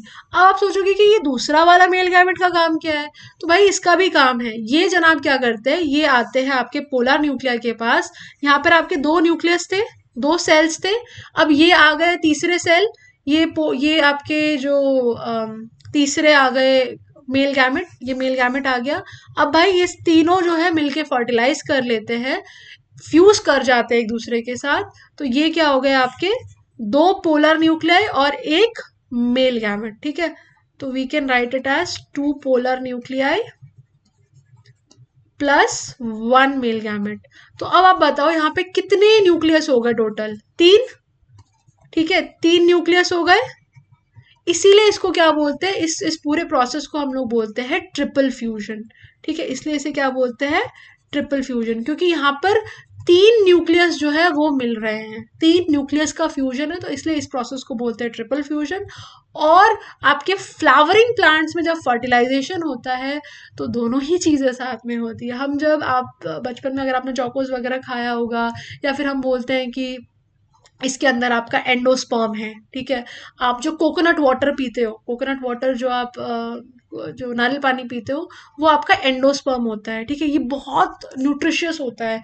इसका काम क्या होता है, ये जब तक आपका सीड जो है वो सीड के फॉर्मेट में है, तो आपके वो एम्ब्रियो को, जो उसके अंदर जो एम्ब्रियो है, जो कल को आपका एक नया पौधा जन्म लेगा, उसको ये न्यूट्रिशन प्रोवाइड करता है। तो ये PEN होता है, इसे बोलते हैं एंडोस्पर्म। इसका काम होता है कि जो उसके अंदर आपका ग्रो कर रहा है एम्ब्रियो, जो कि फ्यूचर आपका प्लांट बनने वाला है, इस जाइगोट को ये न्यूट्रिशन प्रोवाइड करता है, ठीक है। तो पोलर न्यूक्लियाई है, पोलर न्यूक्लियाई का काम क्या है, दो न्यूक्लियस होता है, ये आपके एक मेल गैमेट के साथ फ्यूज करते हैं, इसको हम लोग बोलते हैं ट्रिपल फ्यूजन। और इसका रिजल्ट क्या होता है, तो इसका सिंपल सा रिजल्ट है, इट प्रोड्यूसेस योर एंडोस्पर्म। अब ये जो एंडोस्पर्म है कई बार आपका रह भी जाता है, जैसे आपका कैस्टर का होता है, कैस्टर कैस्टर में एंडोस्पर्म रह जाता है। आपका नारियल पानी है, उसमें जो आप नारियल का पानी पी रहे हो वो भी एंडोस्पर्म ही है, ठीक है। इसीलिए बोलते हैं कि वो बहुत न्यूट्रिशियस है। इसलिए धीरे धीरे आपका नारियल पानी का जो पानी है वो सूख जाता है, ठीक है। और उसका काम ही होता है, और जब नारियल पानी सूख जाता है, बहुत लंबा टाइम हो जाता है, तो आप देखते हो उसमें हरा हरा कुछ निकल के आ जाता है, जिससे आप लगा दोगे तो नारियल का पेड़ बन जाएगा। तो उस एंडोस्पर्म का काम ही है कि वो जो आपका अंदर जाइगोट है उसको वो नरिश करे, उसको वो न्यूट्रिएंट्स प्रोवाइड करे, ठीक है। It is rich in nutrition. और क्योंकि यहाँ पर आपके दो फर्टिलाइजेशन हो गए, एक मेल गैमेट ने आपका सिनगैमी किया और एक ने आपका ट्रिपल फ्यूजन किया पोलर न्यूक्लियाई के साथ, इसीलिए प्लांट्स में हम लोग बोलते हैं कि क्या होता है आपका डबल फर्टिलाइजेशन, ठीक है। ये पूरा प्रोसेस जो है इसको हम लोग क्या बोलते हैं, डबल फर्टिलाइजेशन। क्यों, क्योंकि इसमें दो चीजें होती है, एक हो गया आपका सिनगैमी और एक हो गया आपका ट्रिपल फ्यूजन। आई होप अब आप इसे नहीं भूलोगे, यहाँ से एक आध क्वेश्चन कभी कभी बन जाते हैं, स्पेशली आपका एंडोस्पर्म को लेके, तो ये इन जनरल पता होना चाहिए, ठीक है। ये आपके कुछ कंसेप्ट 11th एंड 12th के हैं अब, और उसमें से भी बहुत मतलब फिल्टर्ड है, जहाँ जहाँ से आपके क्वेश्चंस बनते हैं, आप ये सब पढ़ के एक बार घटना चक्र उठाओ, या फिर आप PYQs लगाने की कोशिश करो, तो आपके क्वेश्चंस जो है वो बन जाएंगे, ठीक है। ये बहुत फिल्टर्ड मटेरियल है, जो आपकी सेलेक्टिव चीज़ें जो आपकी पूछी जाती है, जैसे आप यहाँ पर अभी क्रॉस पॉलिनेशन में आप बहुत डीप जा सकते हो, ठीक है। गिटिनोगेमी और जीनोगेमी सब पढ़ सकते हो। इसमें अब आप सोचोगे कि अगर ऐसा हुआ कि आपका फ्लावर मतलब एक ही पौधा है, ठीक है, यहाँ पे एक फ्लावर लगा हुआ है, एक फ्लावर यहाँ लगा हुआ है, अब इस फ्लावर ने इस फ्लावर को फर्टिलाइज किया, तो एक ही स्पीशीज है भाई, पौधा तो एक ही है, तो भाई उनका जेनेटिक्स भी सेम होगा, तो क्या उसे क्या बोलेंगे, कौन सा पॉलिनेशन हुआ। ठीक है, ये जरूरी नहीं ना कि ये दो फ्लावर्स अलग अलग पौधे पे लगे हुए हो, तो एक कंडीशन ये भी होती है कि भाई एक ही पौधे के दो अलग फ्लावर्स है, एक ऊपर लगा है एक थोड़ा नीचे लगा है, या हो सकता है एक इस ब्रांच पे लगा है दूसरा उस ब्रांच पे लगा है। So there can be lots of complications जो आप पढ़ सकते हो, बट अभी आपको इतना ही पढ़ना है। ये भी आपका ये जो फर्टिलाइजेशन वाला पूरा सिस्टम है 10th में भी दिया हुआ है। ठीक है, सो इतना आपको पढ़ना ही पड़ेगा। और सिमिलरली अब आपका आपने देखा होगा बहुत सारे क्वेश्चंस आते हैं आपके फॉल्स फ्रूट्स को लेकर, ट्रू फ्रूट्स को लेकर। एक तो आपका इसी बार आया था ये पेरिकार्प और मीजोकार्प वाला क्वेश्चन, 71st बीपीएससी में आया था, प्रीलिम्स में आया था। ठीक है, ये एपिकार्प और मीजोकार्प वाला।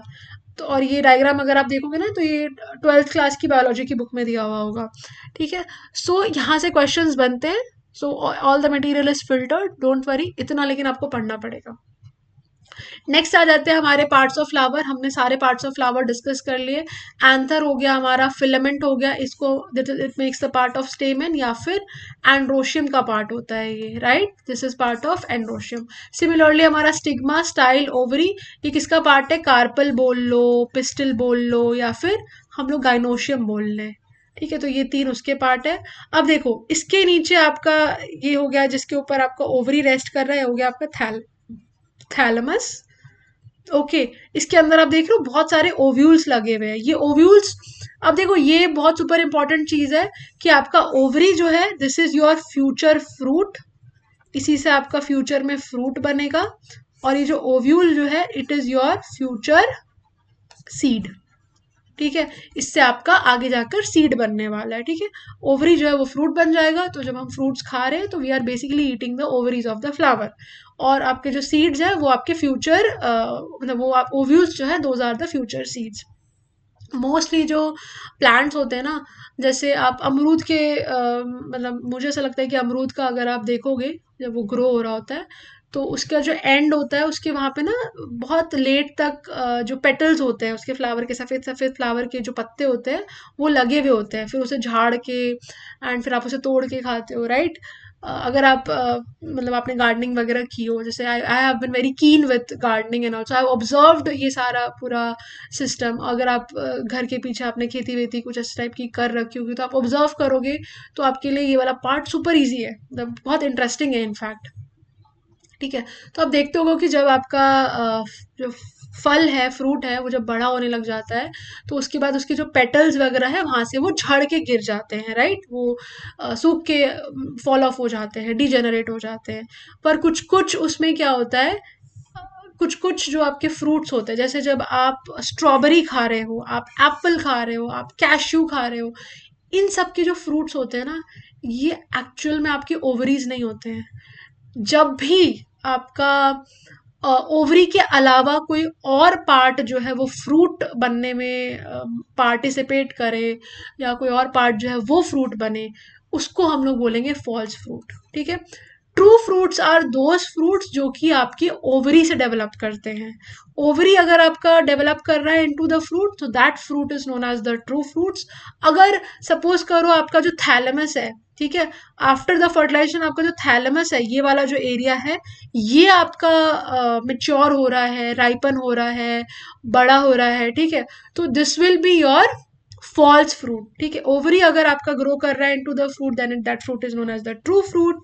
अगर आपका ओवरी के अलावा कुछ और ग्रो कर रहा है into the fruit, that is known as the false fruit. उसका क्लासिक एग्जाम्पल है आपका एप्पल, स्ट्रॉबेरी, कैश्यू। ये सब जो है ना, ये जो एप्पल है ये आपके थैलेमस से ग्रो करता है। ठीक है, एप्पल हो गया, स्ट्रॉबेरी हो गया, सब आपका थैलेमस है।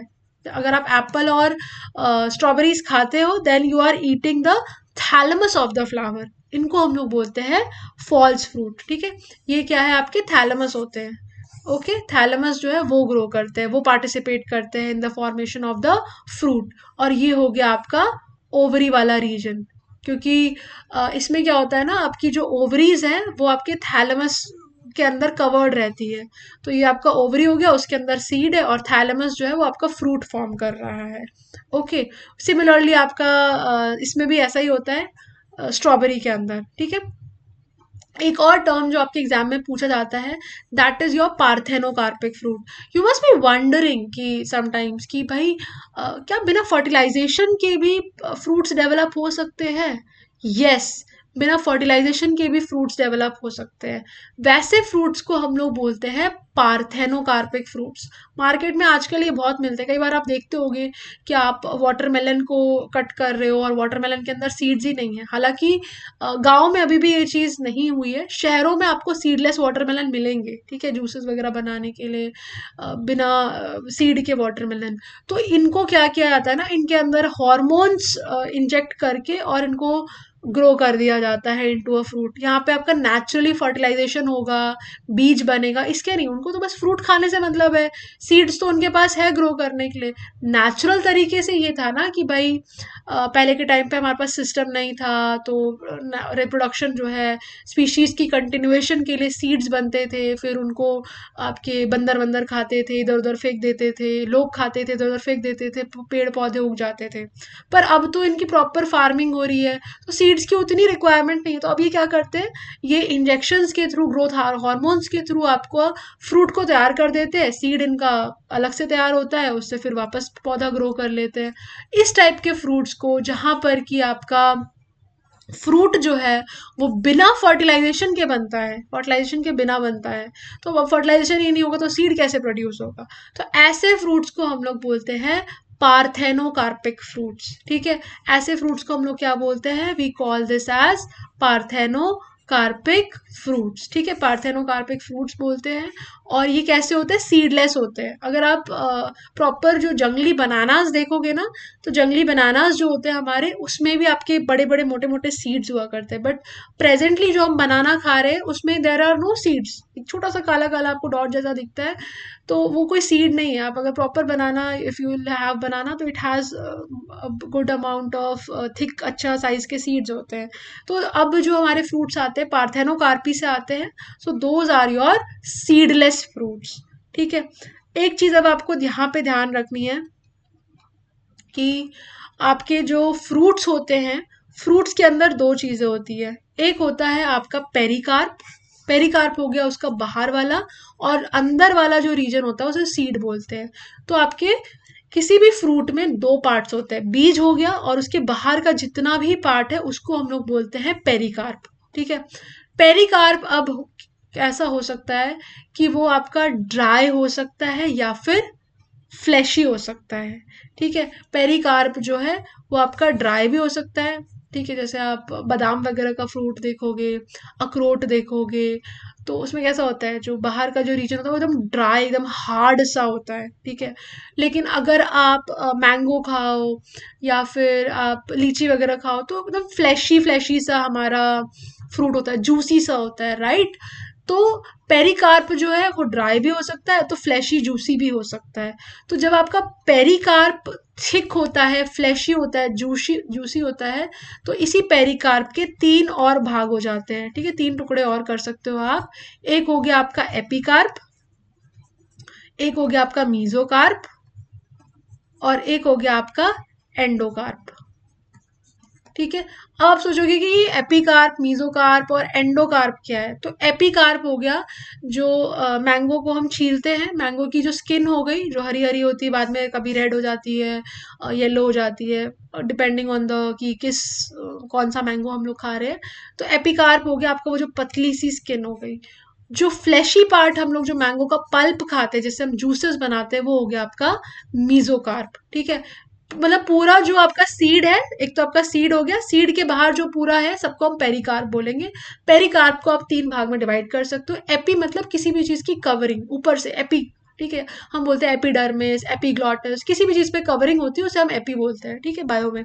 सो एपिकार्प मतलब जो मैंगो के ऊपर आपके जो कवरिंग है, जिसका कलर होता है, मालदह आम है तो हरा होगा, प्रॉपर आपके इधर के अल्फोंसो वगैरह तो येलो येलो कवरिंग होती है, गुलाब खास का थोड़ा आपका पिंक और इस टाइप की कवरिंग होती है। तो डिपेंडिंग ऑन कि आप कौन सा आम खा रहे हैं, आपको कौन सा आम पसंद है, तो उसकी जो ऊपर की कवरिंग होती है जिसको हम छील के खाते हैं उसको बोलते हैं एपिकार्प। जो फ्लैश हो गया वो मीजोकार्प।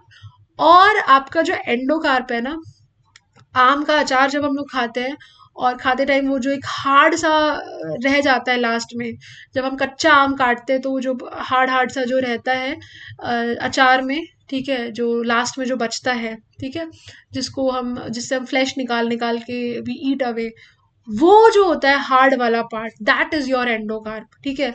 वो क्यों होता है? तो वो आपकी सीड को प्रोटेक्ट करने के लिए होता है, ठीक है। तो ये देख रहे हो आप, ये सीड है अंदर। अब देखो, आम का अचार अगर आपने बनाया होगा, देखा होगा, तो अंदर से एक वाइट वाइट कलर का जो है वो सीड निकलता है, वो आपका प्रॉपर सीड होता है। उसके बाहर जो आपका एक हार्ड सा मटेरियल होता है, जो आम का अचार डालने के बाद सूख सा जाता है, उसको हम लोग बोलते हैं एंडोकार्प, ठीक है। तो इसी तरीके से आपका मैंगो को बस इमेजिन करो, बाहर का पूरा हो गया पेरिकार्प और अंदर हो गया सीड। पेरिकार्प के 3 हिस्से हो गए, बाहर वाले स्किन को एपिकार्प, जो हम फ्लैश खाते हैं मीजोकार्प, और वो जो आम के अचार के साथ वो जो बच जाता है ना लास्ट में, वो एक्चुअल में होता है एंडोकार्प। और वो जो मम्मी आम का अचार बनाते टाइम वो जो सीड को फेंक देती है वाइट वाइट, वही होता है आपका सीड, ठीक है। और इसलिए हमारी जो गुठली होती है, गुठली इतनी हार्ड क्यों होती है? गुठली अगर आप डायरेक्ट आम की जो गुठली होती है डायरेक्ट डालोगे सॉइल में, तो इट विल नॉट ग्रो, आपको उसमें थोड़ा सा उसे तोड़ना पड़ेगा, क्योंकि उस पर हार्ड सी कवरिंग होती है जिसको हम लोग बोलते हैं एंडोकार्प, ठीक है। वो जो हार्ड सी कवरिंग होती है गुठली वाली, वो होती है आपकी एंडोकार्प। सिमिलरली हमारा जो मैंगो और कोकोनट है, कई बार क्वेश्चन पूछा जाता है कि which of the following is a drupe fruit. तो ड्रूप फ्रूट आपके होते हैं जिसमें आपके सिंगल सीड्स होते हैं, वन सीडेड है। तो मैंगो और कोकोनट जो है ना हम ड्रूप बोलते हैं। मैंगो और कोकोनट का एग्जाम्पल देके पूछा जाएगा, क्योंकि एनसीईआरटी बेस्ड एग्जाम्पल है। ऐसा नहीं होगा कि अब आपको सारे फ्रूट्स को पढ़ना पड़ेगा कि कौन सा ड्रूप है कौन सा क्या है, ठीक है। मैंगो और कोकोनट को लेके ही पूछा जाएगा। पेरिकार्प जो है ये हमने डिस्कस कर लिया पूरी तरह। कोकोनट जो है वो ड्रूप है। इसका जो मीजोकार्प है, कोकोनट का जो मीजोकार्प है, ठीक है, आपका कोकोनट जो है, ठीक है, ये आपका जो व्हाइट वाला पूरा अंदर का जो पार्ट है, ये आपका सीड हो गया। और ये जो आपकी हार्ड सी जो कवरिंग है ना, जिसे हम तोड़ते हैं, नारियल को तोड़ते टाइम जो ब्राउन ब्राउन जो कवरिंग होती है, इसे हम लोग बोलते हैं एंडोकार्प। ये जो हार्ड है कवरिंग, ये हो गया एंडोकार्प। और ये जो हम बाहर से जो फाइब्रस वाला पार्ट होता है, जिसे हम छीलते हैं, अगर जैसे छठ वगैरह पूजा में आपका पूरा नारियल चढ़ता है, राइट, उसके बाद उसे हमें छीलना पड़ता है, बहुत मुश्किल से छील छील पाते हैं, ठीक है। तो इसके ऊपर जो आपका लगा हुआ रहता है छीलने वाला पार्ट, इसी को हम लोग बोलते हैं क्या, मीजोकार्प, ठीक है। आम के में क्या है, आम में आपका जो मीजोकार्प है वो फ्लैशी है, जूसी है, उससे उसके पल्प को हम खाते हैं, उससे जूस बनाते हैं। बट कोकोनट में जो मीजोकार्प है वो कैसा है, वो आपका ड्राई है और फाइब्रस है, इससे आप रस्सी वगैरह बना सकते हो। और कवरिंग कौन सी हो गई, तो नारियल के ऊपर जो पतली सी कवरिंग होती है वो एपिकार्प हो गई। एंडोकार्प कौन सा है, तो वो जो ब्राउन ब्राउन जो हम लोग नारियल फोड़ते हैं, वो आपका एंडोकार्प हो गया, और उसके अंदर आपका सीड होता है, ठीक है। तो इस तरीके से आपको ये ध्यान में रखना है। नेक्स्ट आ जाते हैं, अब आपका जो फर्टिलाइजेशन हो जाता है फ्लावरिंग प्लांट्स में, तो अब डिपेंडिंग ऑन द प्लांट आपके दो टाइप के सीड्स होते हैं। एक होते हैं आपके डाइकॉट सीड्स, एक बनते हैं आपके मोनोकॉट सीड्स, ठीक है। क्या लिख रही हूँ मैं, ये मोनोकॉट सीड्स, ठीक है। डाइकॉट सीड और मोनोकॉट सीड्स। डाई का मतलब होता है टू और कॉट का मतलब होता है कॉटिलेडन, ओके। मोनो का मतलब होता है वन और अगेन कॉट का मतलब होता है कॉटिलिडन। तो आपके एक में आपका एक कॉटिलिडन होता है, डाइकॉट सीड्स में आपके टू कॉटिलिडन्स होते हैं। सबसे पहले हम डिस्कस करते हैं मोनोकॉटिलिडनस सीड्स, या फिर आप डाइकॉट डिस्कस कर लेते हैं, ठीक है। आप चने को देख रहे हो, मसूर दाल, मूंग दाल, जो भी आप सीड्स देख रहे हो, सब सीड्स ही है, ठीक है। आप उसे भिगो दो, मूंग को भिगो दो, उसमें से आपका एम्ब्रियो निकलना शुरू हो जाता है, वो अंकुरित हो जाता है। तो ये जो सीड्स होते हैं, इन सीड्स को आप दो भाग में तोड़ पाते हो, मूंग हो, मसूर हो, चाहे कुछ भी है, दाल वगैरह हो, इसको आप दो भाग में डिवाइड कर लेते हो आसानी से, राइट। चने को आप तोड़ लेते हो दो भाग में, तो वो जो दो भाग होते हैं उसके, उसी को हम लोग क्या बोलते हैं, कॉटिलेडन्स बोलते हैं। और क्योंकि हम लोग इसे दो भाग में डिवाइड कर पा रहे हैं, इसीलिए इसे क्या बोलते हैं, डाइकॉट। अब वहीं पर आप गेहूं उठा लो, आप मक्का उठा लो, ठीक है, आप राइस उठा लो, ये सारी चीजों में क्या है, इसको आप दो टुकड़ों में तोड़ सकते हो, नहीं। तो वो क्या हो गए आपके मोनोकॉटिलेडनस सीड, ठीक है। एक हो गया आपका डाइकॉट सीड, एक हो गया आपका मोनोकॉट सीड। अब डाइकॉट सीड में इन जनरल क्या होता है, इसके अंदर आपका सारा जो एंडोस्पर्म है ना वो खत्म हो जाता है और वो आपका कॉटिलिडन 2 बना देता है, ठीक है। अब जब आपके सीड को आप ग्रो करना चाहते हो, सॉइल में डालते हो, तो इसी कॉटिलिडन से वो सारा खाना लेता है और ये आपका एक अंकुरित होकर फिर वो आपका पौधा जनरेट करता है। वेराज जो आपके मोनोकॉट सीड्स होते हैं, मोनोकॉट सीड्स में आप देखोगे तो इसके अंदर एंडोस्पर्म जो है थोड़ा बच जाता है, इसीलिए जब आप चोकोज वगैरह का, मुझे याद है माई ब्रदर इज यंगर, ठीक है, तो ही यूज टू हैव चोकोज और ये सारा, तो उसके पैकेट पे लिखा होगा कि it is rich in endosperm और ये सारी चीजें। तो वहीं से मैंने इमेजिन कर रखा है कि भाई वीट में जो है एंडोस्पर्म होता है, बचा हुआ रह जाता है, ठीक है। अच्छा, एक क्वेश्चन अब यहाँ से ये पूछा जाता है कि आपके पास क्या है, प्लूम्यूल है और रेडिकल है। अब यहाँ से क्वेश्चन ये बनता है कि भाई इसमें से आपका शूट कौन बनाएगा, रूट कौन बनाएगा। शूट मतलब हो गया कि आपका ऊपर की तरफ जो आपके लीव्स हो गए और स्टेम हो गया वो कौन बनाएगा, और एक हो गया कि आपका रूट कौन बनाएगा। तो देखो इसको सिंपल से याद रखने का एक ही तरीका है, वहां पे ऑप्शन में आप कंफ्यूज नहीं होगे। प्लूम्यूल और रेडिकल आपको याद रहेगा। कंफ्यूजन होता है कि अब इसमें से लीव कौन बनाएगा और शूट कौन बनाएगा। तो आर से रेडिकल, आर से रूट। तो रेडिकल का काम है कि भाई वो जो है, एम्ब्रियो में ना दो हिस्से होते हैं, तो जो रेडिकल वाला हिस्सा होता है वो रूट बनाता है और फिर बचा क्या, प्लूम्यूल जो है वो आपका शूट बनाएगा। तो इस टाइप से भी क्वेश्चन आता है कि which of the following makes the shoot system, और कौन सा आपका रूट सिस्टम बनाता है। तो root system is made up from the radicle, whereas जो आपका शूट सिस्टम है वो किससे बनता है, वो आपके प्लूम्यूल से बनता है। सिमिलरली यहाँ पर भी सेम है, मोनोकॉट सीड में भी प्लूम्यूल जो है वो क्या बनाएगा, आपका शूट बनाएगा, और रेडिकल जो है वो रूट बनाएगा, ठीक है, ये रूट बनाएगा, ठीक है। इतनी सी चीज है, ओके। सो मोनोकॉट और डाइकॉट जो है अब वो क्लियर हो गया होगा। अब जो है हम एक सुपर इम्पोर्टेंट चीज जो है वो पढ़ने वाले हैं कि भाई मॉडिफिकेशंस ऑफ आपके फ्लावरिंग प्लांट, ठीक है। मॉर्फोलॉजी पढ़ने वाले। मॉर्फोलॉजी का मतलब होता है कि बाहर बाहर से कोई चीज जो है वो कैसी दिखती है। तो अब हम मोनोकॉट डाइकॉट की मॉर्फोलॉजी पढ़ेंगे, ये एक बहुत इंपॉर्टेंट पार्ट है, क्योंकि आपके जो मॉडिफिकेशंस है, जैसे कि आपका कैरेट क्या है, भाई ये स्टेम है, रूट है, क्या है, इस टाइप के क्वेश्चंस जो है पूछे जाते हैं, और फिर दैट्स इट, ठीक है, फिर खत्म हो जाएगा। और छोटा सा पार्ट और रह रहा है, तो ये मॉर्फोलॉजी से क्वेश्चंस क्योंकि पूछे जाते हैं और ये एक बहुत इंपॉर्टेंट पार्ट है, तो let's discuss this. So now अब आपको मोनोकॉट और डाइकॉट तो क्लियर हो गया। मोनोकॉट और डाइकॉट क्योंकि अभी मैं बहुत ज़्यादा यूज़ करने वाली हूँ, तो मोनोकॉट का मतलब आप समझ जाना कि जैसे आपके ग्रास हो गए, आपके राइस हो गया, वीट हो गया, मेज हो गया, ये सब आपके मोनोकॉट्स हो गए। और जब मैं बोलूँ कि डाइकॉट, तो डाइकॉट आप समझ जाना जैसे पी हो गया, आपके सारे लेंटिल्स हो गए, जितने भी दाल है सब आपके डाइकॉट्स ही होते हैं इन जनरल, ठीक है। तो डाइकॉट इस तरीके से आपको समझना होगा। अब नाउ यू नो कि जो हमारे फ्लावरिंग प्लांट्स हैं, इसके हम बचपन से पढ़ते आ रहे हैं कि अच्छा फ्लावर होता है, स्टेम होता है, लीफ होता है, बड होता है, ठीक है। ये सारी चीज़ें हम बचपन से पढ़ते आ रहे हैं। मॉर्फोलॉजी मतलब आउटर फीचर्स, हम बचपन में जब शुरू ही करते हैं तो हम पहले हम पढ़ते हैं कि अच्छा I have 2 eyes, 1 nose, 2 ears, ठीक है, एक माउथ। तो ये हो गया, हम मॉर्फोलॉजी पढ़ रहे हैं।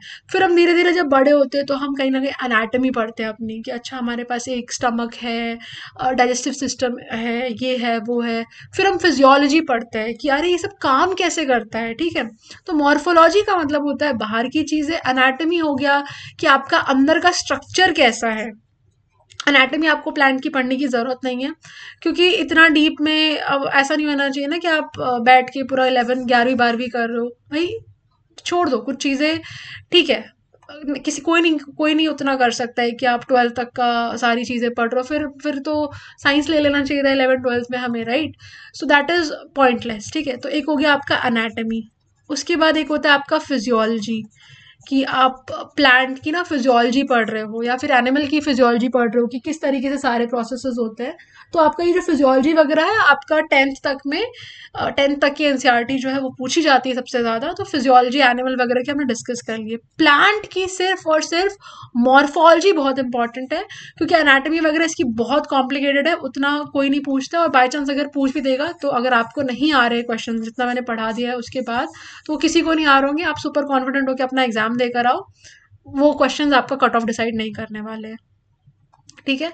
कट ऑफ डिसाइडिंग क्वेश्चंस ये नहीं होते हैं जो किसी को नहीं आ रहे होते हैं।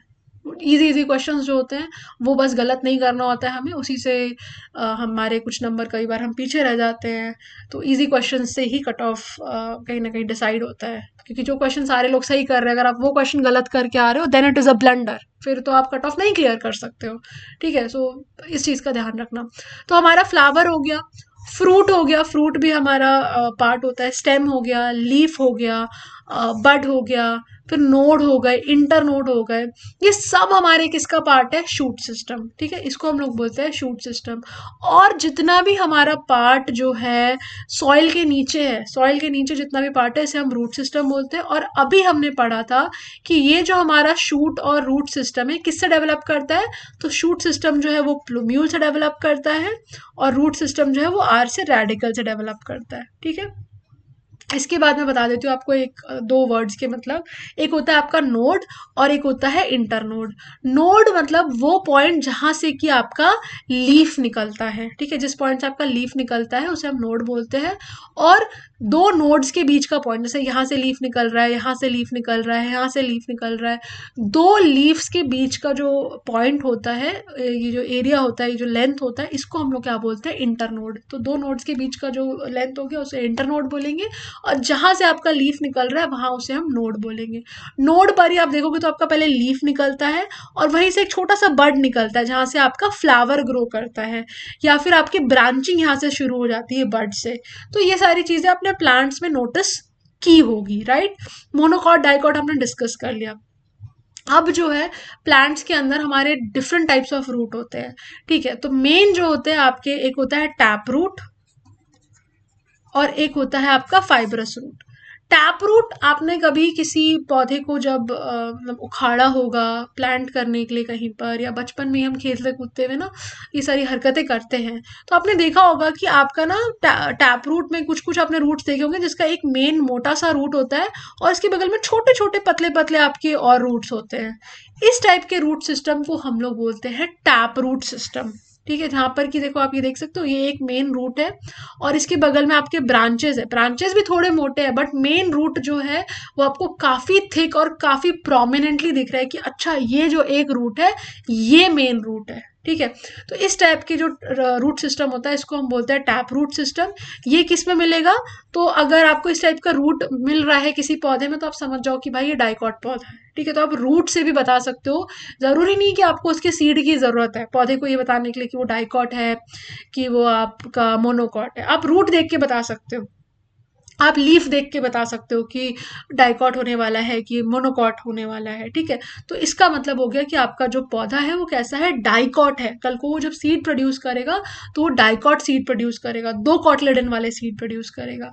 फिर आप कभी घास वगैरह उखाड़ते होगे तो आप देखते होगे कि उसके नीचे ना इस तरीके से मतलब बंच ऑफ रूट्स होते हैं, एक पॉइंट से आपका ऐसे बहुत बड़ा सा ऐसे बंच निकल रहा होता है रूट्स का। इस टाइप के रूट को हम लोग बोलते हैं फाइबरस रूट। ठीक है, ये रूट को हम लोग क्या बोलते हैं, we call it as fibrous root, क्योंकि फाइबर जैसे एक जगह से इस तरीके से बंच है निकला हुआ, तो इस टाइप के रूट को हम लोग क्या बोलेंगे, we call it as fibrous root. ये जो फाइब्रस रूट है ये आपको मोनोकॉट्स में मिल जाएंगे। ठीक है, किस में मिल जाते हैं, मोनोकॉट्स में ये आपके रूट्स मिल जाते हैं, जो जिनमें आपका एक कॉटलेडन होता है। आप राइस का पौधा निकाल कर देखो, आप घास जब उखाड़ोगे तो उसमें देखोगे तो ये सब आपके मोनोकॉट्स है, इसमें आपको क्या मिलेगा, फाइबरस रूट मिलेगा। इस तरह से बंच ऑफ रूट जो है निकल के इस तरह से आपको मिलता है। एक होता है आपका एडवेंटाइटस रूट। अब रूट कहाँ से निकलता है, तो रूट जो है वो आपका रेडिकल वाले एरिया से निकलने का काम है, जो कि आपका सॉइल के अंदर जाना रहता है। That is the main purpose of root.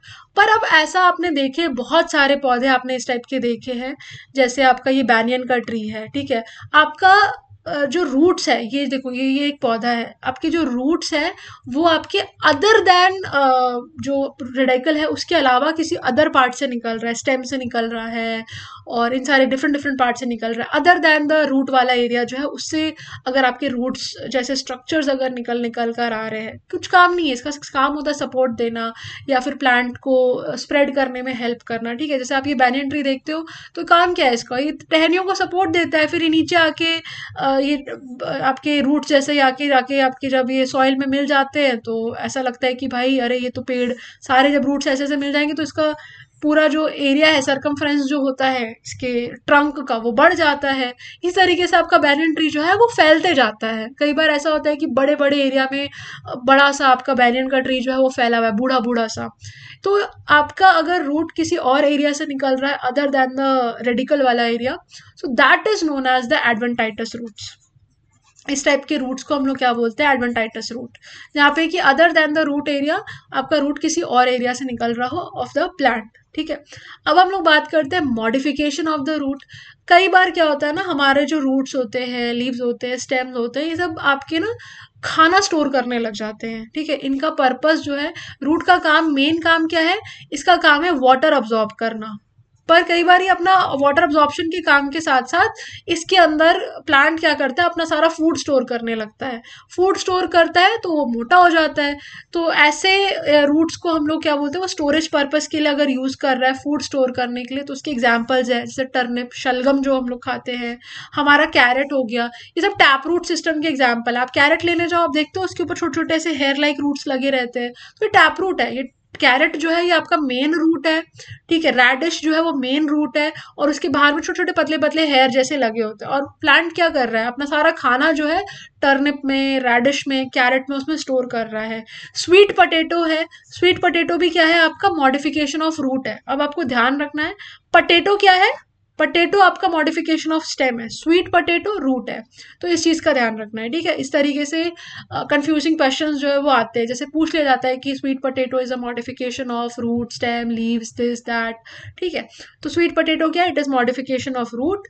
उसमें आपका खाना स्टोर होता है, और खाना इस तरीके से स्टोर होता है। आप स्वीट पोटैटो आप ऐसे इमेजिन कर लो कि जब आप स्वीट पोटैटो घर पे लाते हो तो आपको उसमें छोटे छोटे गाजर की तरह वो छोटे छोटे हेयर्स दिखते हैं। तो क्या है, मेन रूट आपका स्वीट पोटैटो हो गया, और साइड साइड में उसके ब्रांचिंग वाले छोटे छोटे रूट हेयर्स हो गए। बट आप अगर पोटैटो को देखोगे तो पोटैटो एकदम चिकना सा होता है, एकदम सॉफ्ट सा होता है। ठीक है, उसमें आपको कुछ ऐसे हेयर जैसा दिखता है, रूट हेयर जैसा। अगर आप पोटैटो को देखोगे तो पोटैटो में कहीं कुछ रूट हेयर्स नहीं होता। उसमें उसका कैसे प्रजनन होता है, उसमें बडिंग होती है, उसमें आपको आंखें वाइट वाइट कलर के बडिंग्स आ जाते हैं, उससे उसका प्रजनन होता है, राइट। वेराज अगर आप जब स्वीट पोटैटो घर पे लाते हो, जब आप शकरकंदी घर पे लाते हो, तो उसमें आप देखो छोटे छोटे ऐसे हेयर्स लगे होते हैं, फिर उसको उबालते हैं, छील के खाते हैं, राइट। तो स्वीट पोटैटो क्या है, it is your modification of the root. Carrot क्या है, मॉडिफिकेशन ऑफ रूट। टर्निप क्या है, मॉडिफिकेशन ऑफ द रूट। क्या मॉडिफिकेशन है, तो उसमें प्लांट जो है अपना खाना स्टोर करता है।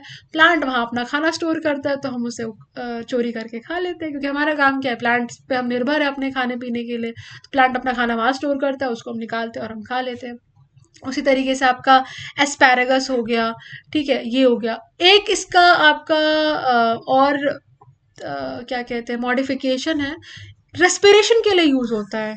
आप कभी अगर बहुत मार्शी एरिया में जाओगे, ठीक है, जहाँ पर दलदल टाइप का एरिया है, जैसे अगर आप मांडोवी नदी गोवा में है, ठीक है, अगर आप वहाँ मांडोवी नदी के किनारे जाओगे ना, तो वहां पर मांडोवी नदी के किनारे आपको ये वाले पेड़ दिखेंगे। ये पता है क्या करते हैं, ये पेड़, इसके रूट्स ना एक टाइम के बाद ऐसे ऊपर आ जाते हैं, ऐसे ऊपर आके अपराइट ऐसे खड़े होके, और ये क्या करते हैं, रेस्पिरेशन में हेल्प करते हैं, प्लांट को कार्बन डाइऑक्साइड, ऑक्सीजन, ये सब देने में हेल्प करते हैं। तो ये मांडोवी नदी, या फिर जहाँ पे हो सकता है बंगाल वगैरह साइड भी हो, तो मैं उस साइड गई नहीं हूँ, तो I don't have any idea. But Mandovi नदी जो है गोवा में, उसके किनारे मैंने देखा है, इसे बोलते हैं न्यूमैटोफोर्स। ठीक है, इसे क्या बोलते हैं, न्यूमैटोफोर्स। देखो, कोई भी बायो में न्यूमैटो का मतलब होता है कि समथिंग रिलेटेड टू एयर। ठीक है, कुछ हवा लेने जैसा। तो ये जो न्यूमैटोफोर्स है, इसका काम क्या होता है, रेस्पिरेशन करने का। तो ये जो न्यूमैटोफोर्स है, पूछा जाता है कि which one of the following is a modification of roots for the purpose of respiration. तो वहाँ रेस्पिरेशन, आप न्यूमैटो वर्ड है उसी से समझ जाना कि भाई ये कुछ हवा लेने वाली चीज है, तो न्यूमैटोफोर हो गया, तो ये आपका रेस्पिरेशन से है। ठीक है, तो इसको आप एक बार गूगल भी करोगे तो आपको दिख जाएगा। हो सकता है बंगाल वगैरह साइड, जहाँ पे मार्शी वगैरह एरिया हो, उड़ीसा साइड वहाँ पे भी चिल्का लेक वगैरह है, तो वहां पर भी मिल जाए। ठीक है, तो ये इस टाइप का होता है। इसके बाद आ जाता है हमारा modification of the stem. Stem का मॉडिफिकेशन बहुत इंपॉर्टेंट है। स्टेम में हमने पहले ही डिस्कस कर लिया कि नोड होते हैं और इंटरनोड होते हैं। ठीक है, नोड्स और इंटरनोड्स होते हैं, वो हमने डिस्कस कर लिया। स्टेम पे नोड्स पे आपके लीव्स होते हैं, और इंटरनोड्स हो गए आपके उन दोनों के बीच के एरिया। स्टेम के जहाँ पे नोड्स होते हैं उसी के साथ आपके बगल में ही बर्ड्स निकलते हैं जो कि आपके एक्सिलरी भी हो सकते हैं और टर्मिनल भी हो सकते हैं। मतलब ये बर्ड यहीं पे होके खत्म हो गया, या फिर ये बर्ड जो है आगे बढ़ेगा और इसमें फिर ब्रांचिंग स्टार्ट हो जाएगी। तो इस तरह से टर्मिनल मतलब कोई चीज़ वहीं पर खत्म हो गई, एक्सिलरी मतलब साइड साइड में फिर ग्रोथ जो है वो कंटिन्यू हो रहा है। अब स्टेम का जो मॉडिफिकेशन है दैट इज़ वेरी इंपॉर्टेंट। आप अगर देखोगे तो जिंजर, पटेटो, अब ये सब आप बोलोगे कि ये सब तो ज़मीन के अंदर मिलता है तो रूट होना चाहिए, बट वो रूट नहीं है, वो सब मॉडिफाइड स्टेम है। जिंजर में भी आपको वो रूट हेयर्स दिखते हैं, इसमें कहीं कुछ बाल वगैरह दिखता है नहीं, ये अंडरग्राउंड होते हैं, बट ये सारे आपके अंडरग्राउंड स्टेम है। ठीक है, ग्राउंड के अंदर ही ये स्टेम है। आपको आपने भी नहीं पढ़ा है, क्लिस्टोगैमस फ्लावर होते हैं, जैसे हमारे फ्लावर जो चैस्मोगैमस है बाहर ऐसे खिलते हैं, कुछ फ्लावर्स क्या होते हैं वो जमीन के अंदर या फिर वो बंद बंद ही रहते हैं हमेशा, उन्हें क्लिस्टोगैमस फ्लावर बोलते हैं। तो nature is very unique and it has lots of unique and beautiful things. So similarly हमारा जिंजर हो गया, पटेटो हो गया, जमीन खंड हो गया, ये सब हमारे अंडरग्राउंड होते हैं, बट अंडरग्राउंड है इसका मतलब ये नहीं कि ये रूट है, इसका काम रूट वाला है ही नहीं, इसके पास आपको रूट हेयर्स मिलेंगे ही नहीं, आप सामने देखते हो सब, ये सब क्या है आपके, ये आपके अंडरग्राउंड स्टेम है, ये आपके स्टेम के मॉडिफिकेशन है। तो एक मॉडिफिकेशन आपका स्टेम का ये हो गया। एक और मॉडिफिकेशन आपका होता है स्टेम का, जहाँ पे कि आपके स्टेम में आप देखते हो कि जहाँ पर लीफ निकलता है वहाँ पे बड की जगह आपका स्पाइन होते हैं, थॉर्न्स होते हैं। ठीक है, क्या होते हैं, थॉर्न्स होते हैं, जो स्टेम में आपके जो अम, ये निकले हुए रहते हैं चुभने के लिए, कांटे लगे हुए होते हैं, उनको हम लोग थॉर्न्स बोलते हैं। जैसे रोज है, रोज का अगर आप देखोगे ना तो उसके स्टेम में क्या होते हैं, मोटे मोटे थॉर्न्स, कांटे लगे होते हैं। बेर का पेड़ हो गया, ये सब आपके थॉर्नी होते हैं। क्यों लगे होते हैं थॉर्न्स, ताकि इनको जो है बाहर के जो एनिमल्स है, काव हो गए, गोट हो गए, सब इसे ग्रेज ना कर पाए, प्रोटेक्शन का काम होता है। ठीक है, ये थॉर्न्स क्या करते हैं, ये स्टेम पे जो थॉर्न्स लगे होते हैं ये प्रोटेक्ट करते हैं। अब रोज इतना सुंदर फ्लावर है, इसको कोई भी आके ऐसे ग्रेस करके चला जाएगा, बट किसी की हिम्मत नहीं है कि उसे कोई ग्रेस करके चला जाए, खा ले उसे। ठीक है, उसमें कांटे लगे हुए रहते हैं, उसमें थॉर्न्स लगे हुए होते हैं। तो ये जो आपके थॉर्न्स होते हैं ना, ये भी आपके मॉडिफाइड फॉर्म है स्टेम का। इसी तरीके से आपके जो पौधे होते हैं, जो बेलें होती है, लताएं होती हैं, उसमें आप देखते हो कि जो आपके क्रीपर्स और क्लाइंबर्स होते हैं उसमें जो आपके स्टेम होते हैं, स्टेम में इस तरह से आपके निकले हुए होते हैं टेंड्रल्स। ठीक है, ये सॉफ्ट सॉफ्ट से टेंड्रल होते हैं। बड जो होता है, जहाँ पे लीफ होता है वहां पे बड निकलने वाली जगह पे ही टेंड्रल्स होता है। इन टेंड्रल्स का काम क्या होता है, तो ये सपोर्ट प्रोवाइड करते हैं। तो आप देख रहे हो कितने सारे फंक्शन हो गए। एक फंक्शन हो गया आपका स्टोरेज का, जो कि पोटैटो वगैरह में आपका ये फूड स्टोर कर रहा है। एक हो गया आपका प्रोटेक्शन का, आपका मतलब थॉर्न वगैरह जो है वो प्रोटेक्ट कर रहे हैं प्लांट्स को। एक हो गया आपका कि भाई सपोर्ट प्रोवाइड करने का, टेंड्रल जो है वो सपोर्ट प्रोवाइड कर रहा है। मनी प्लांट वगैरह में आप देखते हो टेंड्रल्स होते हैं, सपोर्ट प्रोवाइड करता है, जिस भी उसे दीवार के ऊपर चढ़ना है तो दीवार पे चढ़ने में हेल्प करता है। तो इस तरीके से सपोर्ट प्रोवाइड करता है। नेक्स्ट आ जाता है आपके रूट्स। कई बार आप देखते हो जैसे अगर आपने अपने घर में पुदीना लगा रखा हो, ठीक है, तो पुदीना जो है ना वो क्या करता है, ऐसे ऐसे करके वो स्प्रेड होते रहता है। यहाँ आपने एक पुदीना लगाया, इसकी जो ब्रांच मतलब स्टेम है वो नीचे ऐसे जमीन पे लेटेगा, फिर दूसरा वहां से स्टार्ट हो जाएगा, फिर तीसरा वहां से स्टार्ट हो जाएगा, और ये काफी लंबे टाइम तक ना एक यहाँ पे रूट होगा, बाकी कहीं पे रूट नहीं होगा, ये पूरे जमीन में ऐसे अपने आप ही फैल जाते हैं। उसके बाद कुछ टाइम बाद आप देखोगे कि जहां से ये निकला होगा ना वहां पर भी रूट्स ग्रो करना शुरू हो जाते हैं। ठीक है, तो एक तरह से ये क्या है, एक तरह से ये प्रजनन करने का एक तरीका है, मतलब प्रोजेनी को आगे बढ़ाने का, रिप्रोडक्शन करने का एक तरीका है कि भाई आप जो है अपने पुदीना पुदीना जो है पुदीना को अपना अपना कैप्चर कर रहे हो, अपने एरिया में स्प्रेड कर रहे हो। ठीक है, तो इसीलिए से क्या बोलते हैं, spread and vegetative propagation. Vegetative propagation का मतलब आप अपने किसी वेजिटेटिव पार्ट को यूज करके कुछ अपना जो मतलब रिप्रोडक्टिव पार्ट नहीं है, आपको गैमेट्स इन्वॉल्व करने की जरूरत नहीं है, आप अपने लीव, स्टेम और इन सारे ही पार्ट से क्या कर रहे हो, खुद को प्रोपगेट कर रहे हो, खुद को स्प्रेड कर रहे हो, प्रजनन कर रहे हो, रिप्रोड्यूस कर रहे हो। तो ऐसे प्रोपगेशन को क्या बोलते हैं, वेजिटेटिव प्रोपगेशन। तो ये वेजिटेटिव प्रोपगेशन में भी हेल्प करता है। नेक्स्ट आ जाते हैं हम लोग, अगर हम लोग बात करें लीव्स की, तो अगर आप लीव्स भी देखोगे तो वहां से भी आप देखकर बता सकते हो। एक हमारा टर्म होता है वेनेशन। वेनेशन मतलब कि ये जो आपके लीव्स के ऊपर ये जो लाइंस बनी रहती है ना, ये जो इसके इसको बोलते हैं, इनकी इनकी नसें होती है, इन्हें बोलते हैं वेन्स। अब इनकी जो वेन्स है उसको देखकर भी आप बता सकते हो कि हमारा पौधा जो है वो मोनोकॉट है, डाइकॉट है, या फिर क्या है। ठीक है, मोनोकॉट और डाइकॉट ही होते हैं एंजियोस्पर्म्स तो, फ्लावरिंग प्लांट्स। तो जैसे अगर आपका ये इस टाइप का वेनेशन है जो इतना कॉम्प्लिकेटेड दिख रहा है, इसे बोलेंगे हम लोग डाइकॉट। ठीक है, डाइकॉट ये मिड रिब हो गया। उसके बाद आप देख रहे हो कि भाई बहुत ज़्यादा ब्रांचिंग है, बहुत ज़्यादा कॉम्प्लेक्स टाइप का वेनेशन है, इसको हम बोलते हैं, ये डाइकॉट पौधे का वेनेशन होता है। इस टाइप के वेनेशन को हम लोग बोलते हैं रेटिक्यूलेट वेनेशन। रेटिक्यूलेट वेनेशन, क्योंकि काफी ज्यादा ये नेटवर्क वाला वेनेशन है ना डाइकॉट पौधों में, तो इसे बोलते हैं रेटिकुलेट वेनेशन। नेक्स्ट आ जाते हैं हम लोग, ये देखो ये हो गया आपका मिडरिब, सेंटर वाला जो होता है ना उसे ये मोटा सा होता है, इसे हम मिडरिब बोलते हैं। अगर आपके सारे जो वेन्स है, अब ये देखो ये जितने भी वेन्स है कहीं ना कहीं ये पैरेलल है इस मिडरिब के, पैरेलल जा रहे हैं। इस टाइप के वेनेशन को, इस टाइप का वेनेशन आप देखते हो कि घास में आपको दिखता होगा, जो लंबी लंबी घासें होते हैं। इस टाइप का वेनेशन आपको किस में मिलेगा, मोनोकॉट्स में। और इस टाइप के वेनेशन को हम लोग क्या बोलते हैं, पैरेलल वेनेशन, क्योंकि पैरेलल है तो उसे बोलेंगे पैरेलल वेनेशन। तो मोनोकॉट्स में आपको पैरेलल वेनेशन मिलेगा, डाइकॉट्स में आपको रेटिकुलेट वेनेशन मिलेगा, और उसमें काफी खतरनाक नेटवर्किंग मिलती है। ठीक है, अब आपने लीव्स देखे होंगे। लीव्स अब आप देखते हो कि कुछ डायरेक्टली आपके स्टेम के ऊपर इस तरीके से लगे हुए रहते हैं, कुछ जैसे आप देखते हो कड़ी पत्ता वगैरह, उसका भाई पत्ता अलग होता है, अलग से लीफ जो है वो लगा हुआ रहता है। ठीक है, तो जिसमें आपके लीव्स डायरेक्टली, जैसे इस टाइप का लीफ जो है इसको हम बोलते हैं सिंपल लीफ, ये डायरेक्टली आपका स्टेम पर लगा है तो इसको हम लोग बोलेंगे सिंपल लीफ। उसी तरीके से आपका कड़ी पत्ता हो गया या फिर नीम हो गया, वो देखते हो ना अलग से एक स्टिक होती है, उसके ऊपर छोटे छोटे बहुत सारे पत्ते जो है लगे हुए होते हैं। इस टाइप के लीव्स को हम लोग बोलते हैं कंपाउंड लीव्स, क्योंकि ऑब्वियसली कंपाउंड है, एक बड़ा सा अपना एक्सेस होगा, उस पर ऐसे ऐसे पत्ते लगे होंगे। ठीक है, जबकि आप सिंपल लीफ देखोगे तो वो डायरेक्टली स्टेम पे एक बड़ा सा पत्ता लगा हुआ रहता है। बट आप नीम देख लो, कड़ी पत्ता देख लो, इसमें क्या होता है, आप सहजन का पेड़ देख लो, ड्रमस्टिक का जो पेड़ होता है उसमें भी आप देखते हो ना एक बड़ा सा पत्ता होता है, उसके अंदर छोटे छोटे बहुत सारे पत्ते लगे रहते हैं।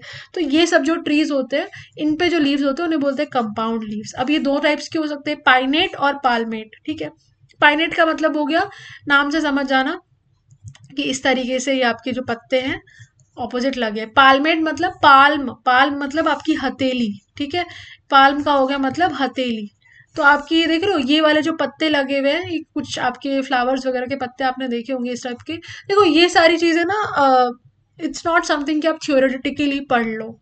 अब आप अगर पढ़ रहे हो तो आप थोड़े गूगल पे इमेजेस सर्च कर लो, या फिर the best way is to visualise thing. आपने you must be 20 plus years of age and now you can just recall, अगर आप अपने आसपास अपने कहीं ना कहीं इस टाइप की चीज़ें देखी होगी। मैं भी जो आपको एग्जांपल्स बता रही हूँ अपने आसपास कहीं देखी होगी, ऑब्वियसली आपके घर के पीछे कहीं पे ड्रमस्टिक का पेड़ होगा, नीम का पेड़ देखा होगा, कड़ी पत्ता देखा होगा। तो ऐसे इमेजिन करो कि अच्छा ये वाले लीव्स को कंपाउंड लीव्स बोलते हैं, नॉर्मल वाले को सिंपल बोलते हैं। अच्छा ये जो आपके इस तरह से फैले हुए होते हैं पांच पत्तों जैसे पाल्म की तरह, हथेली जैसा लग रहा है ना, ऐसा लग रहा है किसी ने अपने हाथ खोल रखे हैं, तो इस टाइप के पत्तों को बोलते हैं पाल्मेटली कंपाउंड लीव्स। ठीक है, ओके, तो इस तरह से इसको आपको ध्यान रखना है। नेक्स्ट आ जाता है फाइलोटैक्सी। अब फाइलोटैक्सी का मतलब क्या होता है, इसका बस टर्म ध्यान में रखो, ज़्यादा डिटेल में जाने की ज़रूरत नहीं है। आपने नोटिस किया होगा जब आप देखते हो ना स्टेम के ऊपर पत्ते लगे होते हैं, तो कई बार आप देखते हो कि अल्टरनेटिवली लगे होते हैं। आप अगर गावा का पेड़ देखोगे, अमरूद के पेड़ पे देखोगे, जैसे आप ये जो गुड़हल का फूल होता है, गुड़हल के पेड़ को घर के आसपास अगर हो तो उसे देखना, उस पे जो पत्ते हैं ना, एक पत्ता इस नोड पे लगा है तो दूसरा पत्ता दूसरे नोड पे लगा है, तीसरा पत्ता तीसरे नोड पे लगा है, चौथा चौथे नोड पे लगा है। ठीक है, तो अल्टरनेटिवली अलग अलग नोड पे सारे पत्ते लगे होते हैं। पर आप ना अमरूद का पेड़ कभी देखना, नोटिस करना, उस पे एक ही नोड पे आपको दो पत्ते मिलेंगे, एक पत्ता इस तरफ एक पत्ता इस तरफ। मतलब बहुत अलग सा ही लगता है वो पेड़, और काफी क्यूट सा लगता है मुझे तो अमरूद का पेड़। तो अमरूद के पेड़ पे आप देखोगे ना, तो हर एक नोड पर आपको दो दो पत्ते मिलेंगे। तो ये जिस तरीके से आपका स्टेम के ऊपर पत्ते, जिस तरीके से आपके स्टेम या ब्रांच के ऊपर अरेंज होते हैं, इसी प्रोसेस को हम क्या बोलते हैं, फाइलोटैक्सी। तो ये अलग अलग तरीके से अरेंज हो सकते हैं, जैसे एक हो गया आपका कि अल्टरनेटिवली अरेंज्ड है, एक हो गया आपका ऑपोजिट, मतलब एक इस तरफ है तो दूसरा उल्टी तरफ है तो ऑपोजिट हो गया। एक हो गया कि भाई एक नोड है, इसी के आसपास जो है आपके चारों पांचों तरफ से, हर तरफ से पत्ते जो है लगे हुए हैं एक ही नोड पर, तो उसको बोलते हैं वर्ल्ड। ठीक है, तो इस तरीके से यू कैन जस्ट रिमेंबर, आपको बस फाइलोटैक्सी ध्यान में रखना है कि भाई जिस तरीके से पत्ते आपके लगे होते हैं स्टेम और ब्रांच पे, उसको हम बोलते हैं फाइलोटैक्सी। नेक्स्ट आ जाता है आपका modification of the leaf. Leaf is very important. Leaf और स्टेम के जो मॉडिफिकेशन है थोड़ा सिमिलर भी है। जैसे टेंड्रल जो है वो आपके लीफ के भी मॉडिफिकेशन होते हैं, जैसे आपका पी प्लांट का जो टेंड्रल है वो लीफ का मॉडिफिकेशन है। जो आपके जो डेजर्ट वाले प्लांट्स होते हैं जैसे कैक्टस हो गया, आपका ओपनशिया हो गया, ये सारे जो पौधे होते हैं जो कांटे वाले पौधे होते हैं, इसमें आप देखते होंगे कि एक बड़ा सा आपका हरा सा स्टेम होता है और इसमें पत्तियां नहीं होती है। आप गुलाब का पेड़ देखोगे तो उसमें आपको लीव्स मिलेगा, और वहां पर आपको जो कांटे हैं वो स्टेम के ऊपर मोटे मोटे से लकड़, मतलब थोड़े हार्ड हार्ड से वुडी से आपके कांटे लगे होते हैं प्रोटेक्ट करने के लिए। पर अगर आप डेजर्ट वाले प्लांट्स देखोगे, कैक्टस वगैरह देखोगे, तो वहां पे आपको लीव्स नहीं मिलता है। ठीक है, आप सोचते हो कि यार इसमें लीव नहीं है, क्योंकि वहां पे जो लीव्स है ना उसको उन्होंने मॉडिफाई कर दिया किसमें, स्पाइन में, पतले पतले। अगर आप गुलाब के कांटे देखोगे तो काफी मोटे और वुडी से होते हैं, लकड़ी जैसे थोड़े से होते हैं, काफी थिक से होते हैं। बेर के पेड़ पे कांटे देखो काफी वुडी से होते हैं, उसमें पत्ते अलग से लगे होते हैं। ठीक है, उसके स्टेम पे जो उसे थॉर्न्स बोलते हैं। पर ये अगर आपके घर में कैक्टस वगैरह होगा तो आप उसे नोटिस करोगे तो ये स्पाइन्स होते हैं और ये बहुत पतले होते हैं। मतलब ये इतने पतले होते हैं कि अगर आप वहां से हल्का सा गुजरो तो आपके हाथ पैर में अगर लग जाए तो आपको पता नहीं चलता है, मतलब बस वो फील होता है। कई बार समझ नहीं आता है कि अच्छा हमें कुछ कांटा चुभा भी है। ठीक है, तो इस तरह से ये स्पाइन्स होते हैं, काफी पतले होते हैं, इस पे आपको लीव्स नहीं मिलेंगे। तो बेसिकली जो स्पाइन्स है क्या है, ये लीव्स का ही मॉडिफिकेशन है, क्योंकि डेजर्ट में पानी नहीं मिल पाता है प्लांट्स को बहुत लंबे लंबे टाइम तक। तो इनका ये एक तरीके का अडेप्टेशन है, मॉडिफिकेशन है कि भाई अगर हमारे पास पत्ते होंगे, सरफेस एरिया ज़्यादा होगा, उससे क्या होगा, ट्रांसपिरेशन ज़्यादा होगा, सूरज देवता हमसे ज़्यादा पानी खींच लेंगे। ठीक है, ज़्यादा इवेपोरेशन होगा, तो थोड़ा इवेपोरेशन अगर बचाना है तो भाई अपने स्टेम पे लीफ की जगह हम थोड़े इस टाइप के स्पाइन्स ग्रो कर लेते हैं। मल्टीपर्पज हो जाएगा, एक तो पानी का लॉस प्रिवेंट होगा, ज़्यादा लॉस नहीं होगा पानी का, पॉइंट नंबर वन। दूसरी चीज़ ये होगा कि भाई लोग हमसे थोड़ा डरेंगे, हमें खाने पीने नहीं आ जाएंगे। पता चला कोई जानवर हमें खा के चला जा रहा है, तो वो प्रोटेक्शन वाला काम भी करेगा। ठीक है, तो कैक्टस जो है, कैक्टस हो गया, ओपनशिया हो गया, ऐसे ही होते हैं। तो जहाँ पे अगर आपको दिख रहा है कि भाई कांटे लगे हैं पर इसमें आपके पत्ते नहीं है, तो वो क्या है, बेसिकली उसके पत्ते जो है वो कांटे में मॉडिफाइड है। ओके, अनियन में अगर आप देखोगे तो अनियन की भी लेयर्स जो हम अलग अलग करके निकालते हैं वो भी आपके फ्लैशी लीव्स ही है। वो उसमें आपका खाना स्टोर्ड है, तो वो आपके लीव्स होते हैं बेसिकली। ठीक है, तो स्पाइन्स और थॉर्न्स में एक डिफरेंस है, वो ध्यान में रखना। स्पाइन्स जो है वो मॉडिफाइड लीव्स होते हैं, थॉर्न्स जो है मॉडिफाइड स्टेम्स होते हैं। ये आपके बड्स के पास जहाँ पर आपका पत्ता निकल रहा होता है, पत्ते के बगल में ही यहाँ पे ऐसे थॉर्न लगा हुआ रहता है। ओके, और जैसे जबकि इसमें क्या होगा, यहाँ पे लीफ नहीं होगा, यहाँ पे बस एक पतला सा स्पाइन लगा हुआ रहेगा, और इधर क्या होगा, लीफ के बगल में यहाँ पे आपका एक थॉर्न लगा हुआ रहेगा। और ये थॉर्न कैसे होते हैं, वुडी से होते हैं, थोड़ी लकड़ी जैसे होते हैं, वुडी होते हैं, थोड़े मोटे मोटे से। ठीक है, तो ये ध्यान में रखना है आपको, थॉर्न्स और इसके बीच में डिफरेंस। नेक्स्ट आ जाता है इन्फ्लोरेसेंस। इन्फ्लोरेसेंस से कई बार मतलब क्वेश्चन पूछ लिया जाता है। कुछ भी नहीं है, सुपर इजी चीज़ है। जिस तरीके से आपका जब फ्लावर जिस तरीके से आपका अरेंज्ड होता है, जैसे ही आपका जब प्लांट ग्रो कर रहा होता है तो फाइनली वो एक फ्लोरल एक्सिस में ग्रो करता है। ठीक है, लास्ट में आ जाता है कि अब आप उसमें फ्लावर्स लग रहे हैं। तो जिस तरीके से आपके फ्लावर्स अरेंज्ड होते हैं फ्लोरल एक्सिस पे, इसी अरेंजमेंट को हम लोग क्या बोलते हैं, इन्फ्लोरेसेंस। तो हमने लीव्स के अरेंजमेंट को देखा, लीव्स के अरेंजमेंट को क्या बोलते हैं स्टेम पर, फाइलोटैक्सी। और फ्लावर के अरेंजमेंट को क्या बोलते हैं फ्लोरल एक्सिस पे, इन्फ्लोरेसेंस। ठीक है, फ्लावर से ही वर्ड डिराइव्ड है। दो टाइप के इन्फ्लोरेसेंस होते हैं, एक होते हैं रेसिमोस, एक होता है साइमोस। दो ही इन्फ्लोरेसेंस आपको पढ़ने हैं, वैसे तो बहुत सारे टाइप्स के होते हैं। ये दो एनसीईआरटी में गिवन है, ये दो पढ़ लो, सिंपल है। मैं एक बहुत सिंपल फंडा बता रही हूँ। रेसिमोस को आपको बस ध्यान रखना है, रेसिमोस आर ए। ठीक है, रेसिमोस स्टार्ट भी हो रहा है आर ए से, रेसिमोस हो गया आर ए। और रेसिमोस का ए से आपको ध्यान रखना है क्या, एक्रोपेटल। ठीक है, क्या ध्यान रखना है, एक्रोपेटल सक्सेशन। और एक्रोपेटल से आपको ध्यान रखना है असेंडिंग ऑर्डर।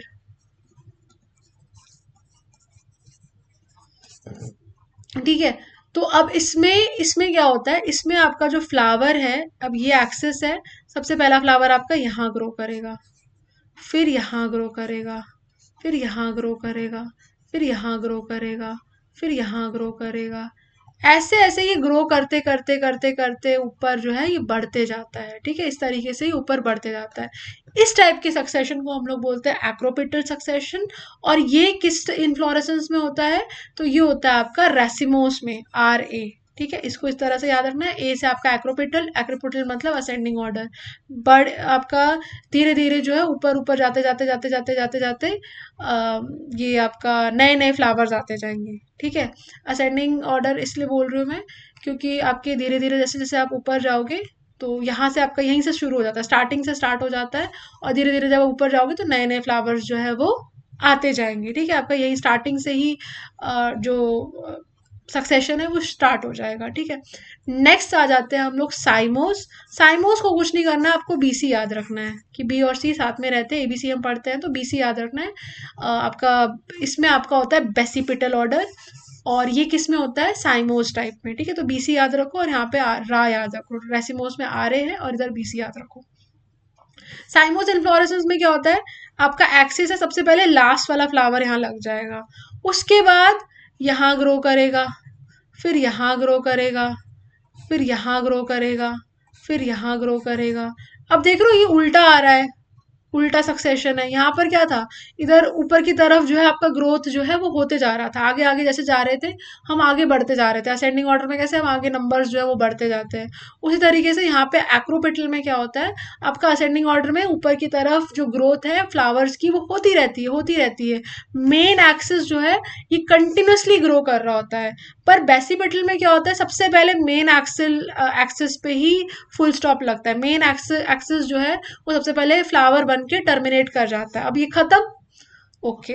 अब क्या होगा? यहाँ पे साइड साइड से जो है फ्लावर ग्रो करने लगेंगे इस तरीके से। तो इसको बोलते हैं हम बेसिपेटल ऑर्डर। ठीक है, बेसिपेटल मतलब उल्टी तरफ से सक्सेशन होता है। मेन जो आपका फ्लावर होता है वो टर्मिनेट कर जाता है और फिर बाद में आपकी ग्रोथ होती है। तो ये आपके दो इन्फ्लोरेसेंस गलती से पूछ लिए जाते हैं। आप PYQs चेक करोगे तो वहाँ पर भी आपको इस पे क्वेश्चन मिलेंगे। काफ़ी कंफ्यूजिंग होता है कैसे याद करें।